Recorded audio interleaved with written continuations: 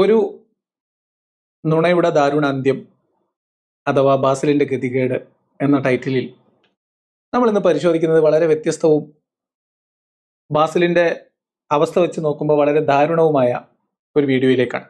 ഇസ്ലാം മത വിശ്വാസത്തെ പ്രബോധിപ്പിച്ചും അതിൻ്റെ വിമർശകരെ നിശബ്ദരാക്കാൻ എല്ലാ വഴികളും കിണഞ്ഞു പരിശ്രമിച്ചും ഇസ്ലാമിനെ നന്നാക്കിയെടുക്കാൻ ഏറ്റിയാൽ പൊങ്ങാത്ത നുണ പറഞ്ഞും ഇസ്ലാമിന്റെ വിമർശകർ പറയുന്നത് നുണയാണെന്ന് പറയാൻ വേറെ നുണകൾ തച്ചിനിരുന്ന് പണിതും കൂലിക്കാളെ വെച്ച് എതിരാളികളുടെ അനുയായികളുടെ പോലും വിമർശന കമന്റുകൾ ഡിലീറ്റ് ചെയ്ത് വിമർശകരുടെ വായടപ്പിക്കാൻ കോടതി വരാന്തകൾ കയറിയിറങ്ങുന്ന നുണ പറയാൻ വേണ്ടി മാത്രം UA എന്ന പേരിൽ ചാനൽ തുടങ്ങിയിരിക്കുന്ന അബ്ദുള്ള ബാസിലിന്റെ വളരെ ദാരുണവും ദയനീയവുമായിട്ടുള്ള ഒരവസ്ഥ വിശദീകരിക്കുന്ന വിളിച്ചോതുന്ന ഒരു വീഡിയോയുടെ വിശകലനത്തിലേക്ക് എല്ലാവർക്കും സ്വാഗതം. എനിക്കറിയാം അർജന്റീനയുടെ കളി കാണാൻ വേണ്ടി കാത്തിരിക്കുകയാണ് എല്ലാവരും. 10:30 കളി എന്നാണ് ഞാൻ മനസ്സിലാക്കുന്നത്. 10:30 മുമ്പ് നമുക്കിത് തീർക്കാം. അതുകൊണ്ട് കളി തുടങ്ങുന്നവരെ നിങ്ങളെല്ലാവരും ഈ കാര്യത്തിൽ ഒരല്പം ശ്രദ്ധിക്കണം എന്ന് അപേക്ഷിക്കുന്നു. കുറെ കാലമായില്ലേ ബാസിലിന്റെ ഒരു നുണ, ബാസിലിന്റെ ഒരു വെടി കേട്ടിട്ട്. വീഡിയോയുടെ തംബ്നെയിലിൽ ബാസിലിന്റെ പുറകിലായിട്ട് കാണുന്നത് ഒരു പാവമച്ചായനാണ്, ഒരു പാവപ്പെട്ട മനുഷ്യൻ, ഒരു സാധാരണക്കാരനായിട്ടുള്ള മനുഷ്യൻ. അദ്ദേഹത്തിന്റെ യൂട്യൂബ് ചാനലിൽ പലതരത്തിലുള്ള വീഡിയോകൾ ചെയ്തിട്ടുണ്ട്. അദ്ദേഹം വളരെ മനുഷ്യസ്നേഹിയായിട്ടുള്ള ഒരാളായിട്ട് അദ്ദേഹത്തിന്റെ വീഡിയോകളിൽ നമുക്ക് കാണാൻ പറ്റും. അദ്ദേഹത്തിന്റെ വീഡിയോകളിൽ കൂടുതലായിട്ടും ഉള്ളത് മനുഷ്യരെക്കാൾ കൂടുതൽ തെരുവ് നായ്ക്കളാണ്. തെരുവ് നായ്ക്കളുമായി ബന്ധപ്പെട്ട് അവരെ സ്നേഹിച്ചും അവരോട് സ്നേഹം പങ്കിടുന്നതും അവരുടെ കളിയും ചിരിയും തമാശയൊക്കെ പങ്കുവെക്കുന്ന അദ്ദേഹത്തിന്റെ ഒരു യൂട്യൂബ് ചാനൽ. ഇദ്ദേഹത്തെക്കുറിച്ച് അന്വേഷിച്ച് പോകേണ്ടി വന്നത് അബ്ദുള്ള ബാസിലിന്റെ ഒരു വീഡിയോ കണ്ടപ്പോഴാണ്. അബ്ദുള്ള ബാസിലിന്റെ വീഡിയോയിൽ അദ്ദേഹം ഇസ്ലാം മത വിമർശകർ പറയുന്നതൊക്കെ തെറ്റാണെന്നും നിഷ്കളങ്കമായി സത്യസന്ധമായി അന്വേഷിച്ചാൽ ഒരാൾ എത്തിപ്പെടുന്ന ഉത്തരം ഇസ്ലാം സത്യമാണ് എന്നും മുഹമ്മദിന്റെ പ്രവാചകത്വത്തിന് തെളിവുണ്ട് എന്ന നിഗമനത്തിലേക്കായിരിക്കും എന്ന് കാണിക്കാൻ വേണ്ടി ഈ വ്യക്തിയുടെ വീഡിയോ ഭാഗം അടർത്തിയെടുത്തിട്ട് അബ്ദുള്ള ബാസിൽ അതിന്റെ മുകളിൽ ആനന്ദ നൃത്തം ചവിട്ടുന്ന ഒരു രംഗമാണ്. അതായത് ആ വീഡിയോ കടലിനകത്ത് അകപ്പെട്ടു പോയ ആൾക്ക് കിട്ടിയ ഒരു കച്ചിത്തുരുമ്പ് പോലെ അബ്ദുള്ള ബാസിൽ അതിന്റെ മുകളിൽ കിടന്ന് കെട്ടിമറിയുന്നത് കണ്ടപ്പോൾ സത്യസന്ധമായിട്ട് പറയാം, എനിക്ക് ഭയങ്കര വിഷമം തോന്നി, സങ്കടം തോന്നി അബ്ദുള്ള ബാസിന്റെ ഒരു അവസ്ഥ കണ്ടിട്ട്. ഞാൻ ആ വീഡിയോയിലേക്ക് പോകാം. അപ്പം അത് കാണുമ്പോൾ നിങ്ങൾക്ക് മനസ്സിലാവും എത്രത്തോളം. ഏറ്റവും അവസാനം ഈ വ്യക്തി ആരാണ് എന്താണ് എന്നും കൂടി ഞാൻ നിങ്ങൾക്ക് കാണിക്കാം. അദ്ദേഹത്തിന്റെ പേര് വിവരങ്ങൾ എനിക്ക് അറിയില്ല, അജ്ഞാതമാണ്. അദ്ദേഹം അത്ര ഒരു പോപ്പുലർ ആയിട്ടുള്ള ഒരു യൂട്യൂബറോ അല്ലെങ്കിൽ അങ്ങനെ പോപ്പുലർ ആയിട്ടുള്ള ഒരാളൊന്നുമല്ല. പാവപ്പെട്ട ഒരു സാധാരണക്കാരനായിട്ടുള്ള ആളാണ്. അദ്ദേഹത്തോട് എല്ലാ റെസ്പെക്ട് നിലനിർത്തിക്കൊണ്ട് മാത്രമാണ് നമ്മൾ ഈ വീഡിയോ മുന്നോട്ട് കൊണ്ടുപോകുക. പക്ഷെ അദ്ദേഹത്തെ ഉപയോഗപ്പെടുത്തിക്കൊണ്ട് അബ്ദുള്ള ബാസിൽ പറയാൻ ശ്രമിക്കുന്നത് എന്താണെന്നും എത്ര ബാലിശമായിട്ടുള്ള കാര്യമാണെന്നും അബ്ദുള്ള ബാസിൽ മുന്നോട്ട് വെക്കുന്ന ഇസ്ലാമിന്റെ ആധികാരികതയ്ക്ക്, പ്രവാചകന്റെ നുബൂവത്തിന്, ഇസ്ലാമിന്റെ ദൈവികതയ്ക്ക് തെളിവൊന്നും വെക്കാനില്ലാതെ കച്ചിത്തുരുമ്പിൽ പിടിച്ച് കെട്ടിമറിയുന്ന അബ്ദുള്ള ബാസിലിന്റെ കാര്യം ഭയങ്കര കഷ്ടമാണ്. പെറ്റ തള്ള സഹിക്കൂല എന്ന സ്വരാജ് വെഞ്ഞാറമൂടിന്റെ ഒരു ഡയലോഗാണ് എനിക്ക് ഓർമ്മ വരുന്നത്. ആ വീഡിയോ ഇതിനോടൊക്കെ നിങ്ങൾ ആരെങ്കിലും കണ്ടിരുന്നവർ കൈവക്കുക.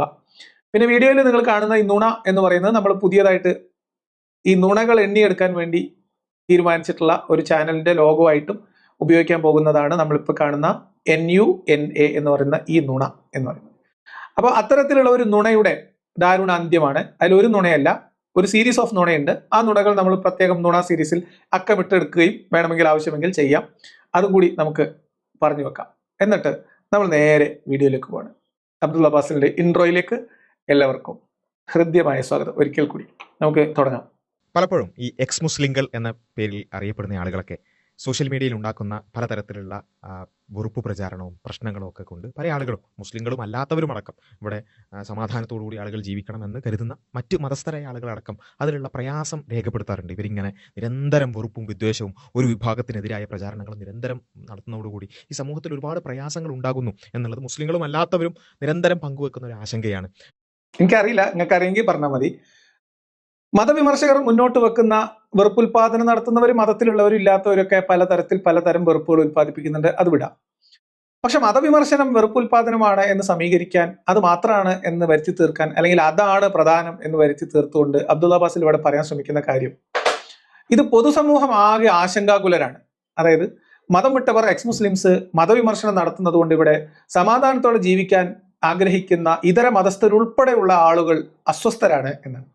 വാസ്തവത്തിൽ മതവിമർശനം, ശരിയായ മതവിമർശനം കൊണ്ട് അസ്വസ്ഥരാകുന്ന ഏക വിഭാഗം, സമാധാനം നഷ്ടപ്പെട്ടിട്ടുള്ള ഏക വിഭാഗം ഇവിടുത്തെ ദാഴിമാരാണ്. അതിൽ അഭിനവ ദാഴി കൂട്ടമായിട്ടുള്ള അബ്ദുൽ അബ്ബാസിന്റെ കൂട്ടവും സംഘവും പെടും. അദ്ദേഹത്തിന്റെ സീനിയർ ഉസ്താദുമാരായിട്ടുള്ള CP സലീമും മുജാഹിദ് ബാലുശ്ശേരിയും ഹുസൈൻ സലഫിയും ഫൈസൽ മൗലവി ഉൾപ്പെടുന്ന സീനിയർ മോസ്റ്റ് ആൾക്കാരും വരും. TK അഷ്റഫിനെ പോലെയുള്ള സംഘടനാ ഭാരവാഹികൾ വരും. MM അക്ബറിനെ പോലെയുള്ള ദഅവ കച്ചവടക്കാർ പെടും. AP അബൂബക്കർ മുസ്ലിയാരെ പോലെയുള്ള അന്ധവിശ്വാസ കച്ചവടക്കാർ പെടും. പേരോട് അബ്ദുറഹ്മാൻ സഖാഫിയെ പോലെയുള്ള ഈ മതം കൊണ്ട് ആളുകളെ വൈകാരികമായി കരയിച്ച് മൂക്ക് പിഴിഞ്ഞും ആൾക്കാരെ ഈ മതത്തിനകത്ത് കുടുക്കിയിടാൻ ശ്രമിച്ച്, എന്നിട്ട് അവരുടെ വേദനകളെ, പേടികളെ, അവരുടെ ആശങ്കകളെ മുതലെടുത്ത് ജീവിക്കാൻ ശ്രമിക്കുന്ന മതജീവികൾക്ക് മാത്രമാണ് മതവിമർശനത്തിൽ ആശങ്കയുള്ളൂ. മതവിമർശനം കൊണ്ട് ഇവിടെ സമാധാനം തകരും എന്നാരും വിചാരിക്കുന്നില്ല. അത് നിങ്ങളുടെ ആശങ്കയാണ്, അത് നിങ്ങൾക്ക് പങ്കുവെക്കാനുള്ള അവകാശവും ഉണ്ട്. പക്ഷേ അബ്ദുൽ അബ്ബാസിൽ പറയുന്ന വളരെ പ്രധാനപ്പെട്ട വേറൊരു പോയിന്റ് ഉണ്ട്. അത് നിങ്ങളൊന്ന് അടിവരയിട്ട് ഉറപ്പിച്ച് മനസ്സിലാക്കണം. Note the point. ആരെങ്കിലും പറ്റുന്ന ആൾക്കാർ അബ്ദുൽ അബ്ബാസിന്റെ ഈ ആവശ്യം മുഖ്യമന്ത്രി VD സതീശനും ആഭ്യന്തരമന്ത്രി രമേശ് ചെന്നിത്തലയ്ക്കും അയച്ചു കൊടുക്കണം എന്നൊരു വിനീതമായ അഭ്യർത്ഥന അബ്ദുൽ അബ്ബാസിന് വേണ്ടി ഞാൻ കൂടി വെക്കുകയാണ്. ഇതാ കേട്ടോളൂ. പല മുസ്ലിങ്ങളും അങ്ങനെ പറയാറുണ്ട്, ഇവരെ കൊണ്ട് വലിയ രൂപത്തിൽ, ഒരു ആവശ്യമില്ലാത്ത രൂപത്തിൽ പ്രശ്നങ്ങൾ ഉണ്ടാവുകയാണല്ലോ എന്നുള്ളത് പല ആളുകളും പങ്കുവെക്കാറുണ്ട്. ശരിയാണ്, ഇവരെ കൊണ്ട് സമൂഹത്തിൽ വലിയ ധ്രുവീകരണം ഉണ്ടാകുന്നുണ്ട്. അത് ഗവൺമെന്റ് പോലെയുള്ള നിയമ സംവിധാനങ്ങളൊക്കെ എന്ത് ചെയ്യേണ്ടതുണ്ട്, അതിനെ റെഗുലേറ്റ് ചെയ്യാനുള്ള ശ്രമങ്ങൾ നടത്തേണ്ടതുണ്ട് എന്നുള്ളത് ഒരു ഭാഗത്ത് കിടക്കുമ്പോഴും നീ എന്താ കഥ? അതിനല്ലേ ബാസിലേജ് പോലീസിൽ കോടതിയിൽ കേസ് കൊടുത്തിട്ടുള്ളത്. കോടതി തീർപ്പാക്കട്ടെ. അതിന്റെ അടിയിൽ എന്താണ് ഇത്ര അർജന്റ്? വിശ്വാസികൾ പറയുന്നുണ്ട് ഇവർ ഭയങ്കര പ്രശ്നമാണ്, ഇവര് മുസ്ലിങ്ങളായിട്ടുള്ള പല ആൾക്കാർക്കും ഭയങ്കര വിഷമമുണ്ട്, ഇവർ ഭയങ്കര പ്രശ്നം ഉണ്ടാക്കുന്നുണ്ട്, ഫിത്തന ഉണ്ടാക്കുന്നുണ്ട്. അപ്പോ അത് ശരിയാണ്. അപ്പോ ഇവിടുത്തെ ഭരണകൂടം, ഗവൺമെന്റും ഒക്കെ ഇടപെട്ട് എന്തെങ്കിലും ഒന്ന് ചെയ്തു തരണം. മതവിമർശനം നിർത്താൻ നിങ്ങൾ എന്തെങ്കിലുമൊക്കെ ഒരു ഇടപെടൽ നടത്തണം എന്നാണ് അബ്ദുൽ അബ്ബാസിന്റെ റിക്വസ്റ്റ്. ഞാൻ പറയുന്നത് ഈ ഭാഗം കട്ട് ചെയ്തിട്ട് അടർത്തിയെടുത്ത് നിങ്ങൾ എല്ലാവരും മുഖ്യമന്ത്രിയുടെ ശ്രദ്ധയിലേക്കും ആഭ്യന്തരമന്ത്രിയുടെ ശ്രദ്ധയിലേക്കും ഒക്കെ ഒന്ന് പെടുത്തണം എന്ന് ഞാനുകൂടി അതിൽ ഒരു റിക്വസ്റ്റ് നിങ്ങളുടെ മുമ്പിൽ വെക്കുകയാണ്. അങ്ങനെയെങ്കിലും മതവിമർശനമൊക്കെ ഒന്ന് അവസാനിപ്പിച്ച് ഞങ്ങൾക്കിത് സ്വസ്ഥം സമാധാനമായിട്ട് ഇത് തട്ടുകേടില്ലാതെ ഈ കച്ചവടം നടത്തിക്കൊണ്ടുപോകാൻ പറ്റുമോ എന്ന് ബാസിൽ കണഞ്ഞു പരിശ്രമിക്കുകയാണ്. എന്നെ സംബന്ധിച്ച് എൻ്റെ ചാനൽ പൂട്ടണമെന്നും ഇനി ഒരിക്കലും ഒരു ചാനൽ വേറെ തുറക്കാൻ സമ്മതിക്കരുതെന്നും അതിന് യൂട്യൂബിനെ വരെ കക്ഷി ചേർത്തിട്ടാണ് അബ്ദുൽ അബ്ബാസിൽ കോടതിയിൽ പരാതി കൊടുത്തിട്ടുള്ളത്. അപ്പൊ അബ്ദുൽ അബ്ബാസിനെ കൊണ്ട് പറ്റുന്ന അബ്ദുൽ അബ്ബാസിൽ ശ്രമിക്കുന്നുണ്ട്. വിമർശനങ്ങൾ ഇല്ലാതാക്കാനും വിമർശകരുടെ വായടപ്പിക്കാനും അവരുടെ ചാനൽ പൂട്ടിക്കാനും ഒക്കെ അബ്ദുൽ അബ്ബാസിൻ്റെതായ രീതിയിൽ ശ്രമിക്കുന്നുണ്ട്. അതേ സമയത്ത് ഗവൺമെന്റുകൾ ഒന്ന് ഇടപെടണം എന്നാണ് ഇതിൽ പറയുന്നത്. ഇതിൽ രസകരമായ ഒരു കൗതുകം എന്താണെന്ന് വെച്ചാൽ, ഇതിൽ ചില ആളുകൾ, ഇപ്പൊ ഞാനുമായി ബന്ധപ്പെട്ടാണ് അബ്ദുൽ അബ്ബാസിൽ കേസ് കൊടുത്തിട്ടുള്ളതും ഞാനുമായി ബന്ധപ്പെട്ടാണ് അബ്ദുൽ അബ്ബാസിൽ ഈ വിമർശനത്തിൽ അസ്വസ്ഥത പ്രകടിപ്പിക്കുന്നത്. എന്നാൽ മറ്റു ചില വിമർശകരെ അബ്ദുൽ അബ്ബാസിൽ ആഘോഷിക്കുകയും അബ്ദുൽ അബ്ബാസിന്റെ അത് ഒരു അവസരമായിട്ട് ഉപയോഗിക്കുകയും ചെയ്യുന്നത് നമ്മുടെ ശ്രദ്ധയിലുണ്ട്. അതിലേക്ക് ഞാൻ ഇപ്പൊ ആഴത്തിൽ പോകുന്നില്ല. അത് നമുക്ക് ഭാവിയിൽ ആളുകൾക്ക് കാര്യങ്ങൾ മനസ്സിലാവുന്ന ഘട്ടത്തിൽ അപ്പൊ നമുക്ക് അതിനെക്കുറിച്ച് സംസാരിക്കാം. നമ്മളായിട്ട് ഇപ്പോൾ ഒന്നും പറയുന്നില്ല. എനിവേ, അപ്പോൾ എന്തായാലും സർക്കാരുകൾ ഇത്തരം കാര്യങ്ങളൊന്ന് ശ്രദ്ധിക്കണം.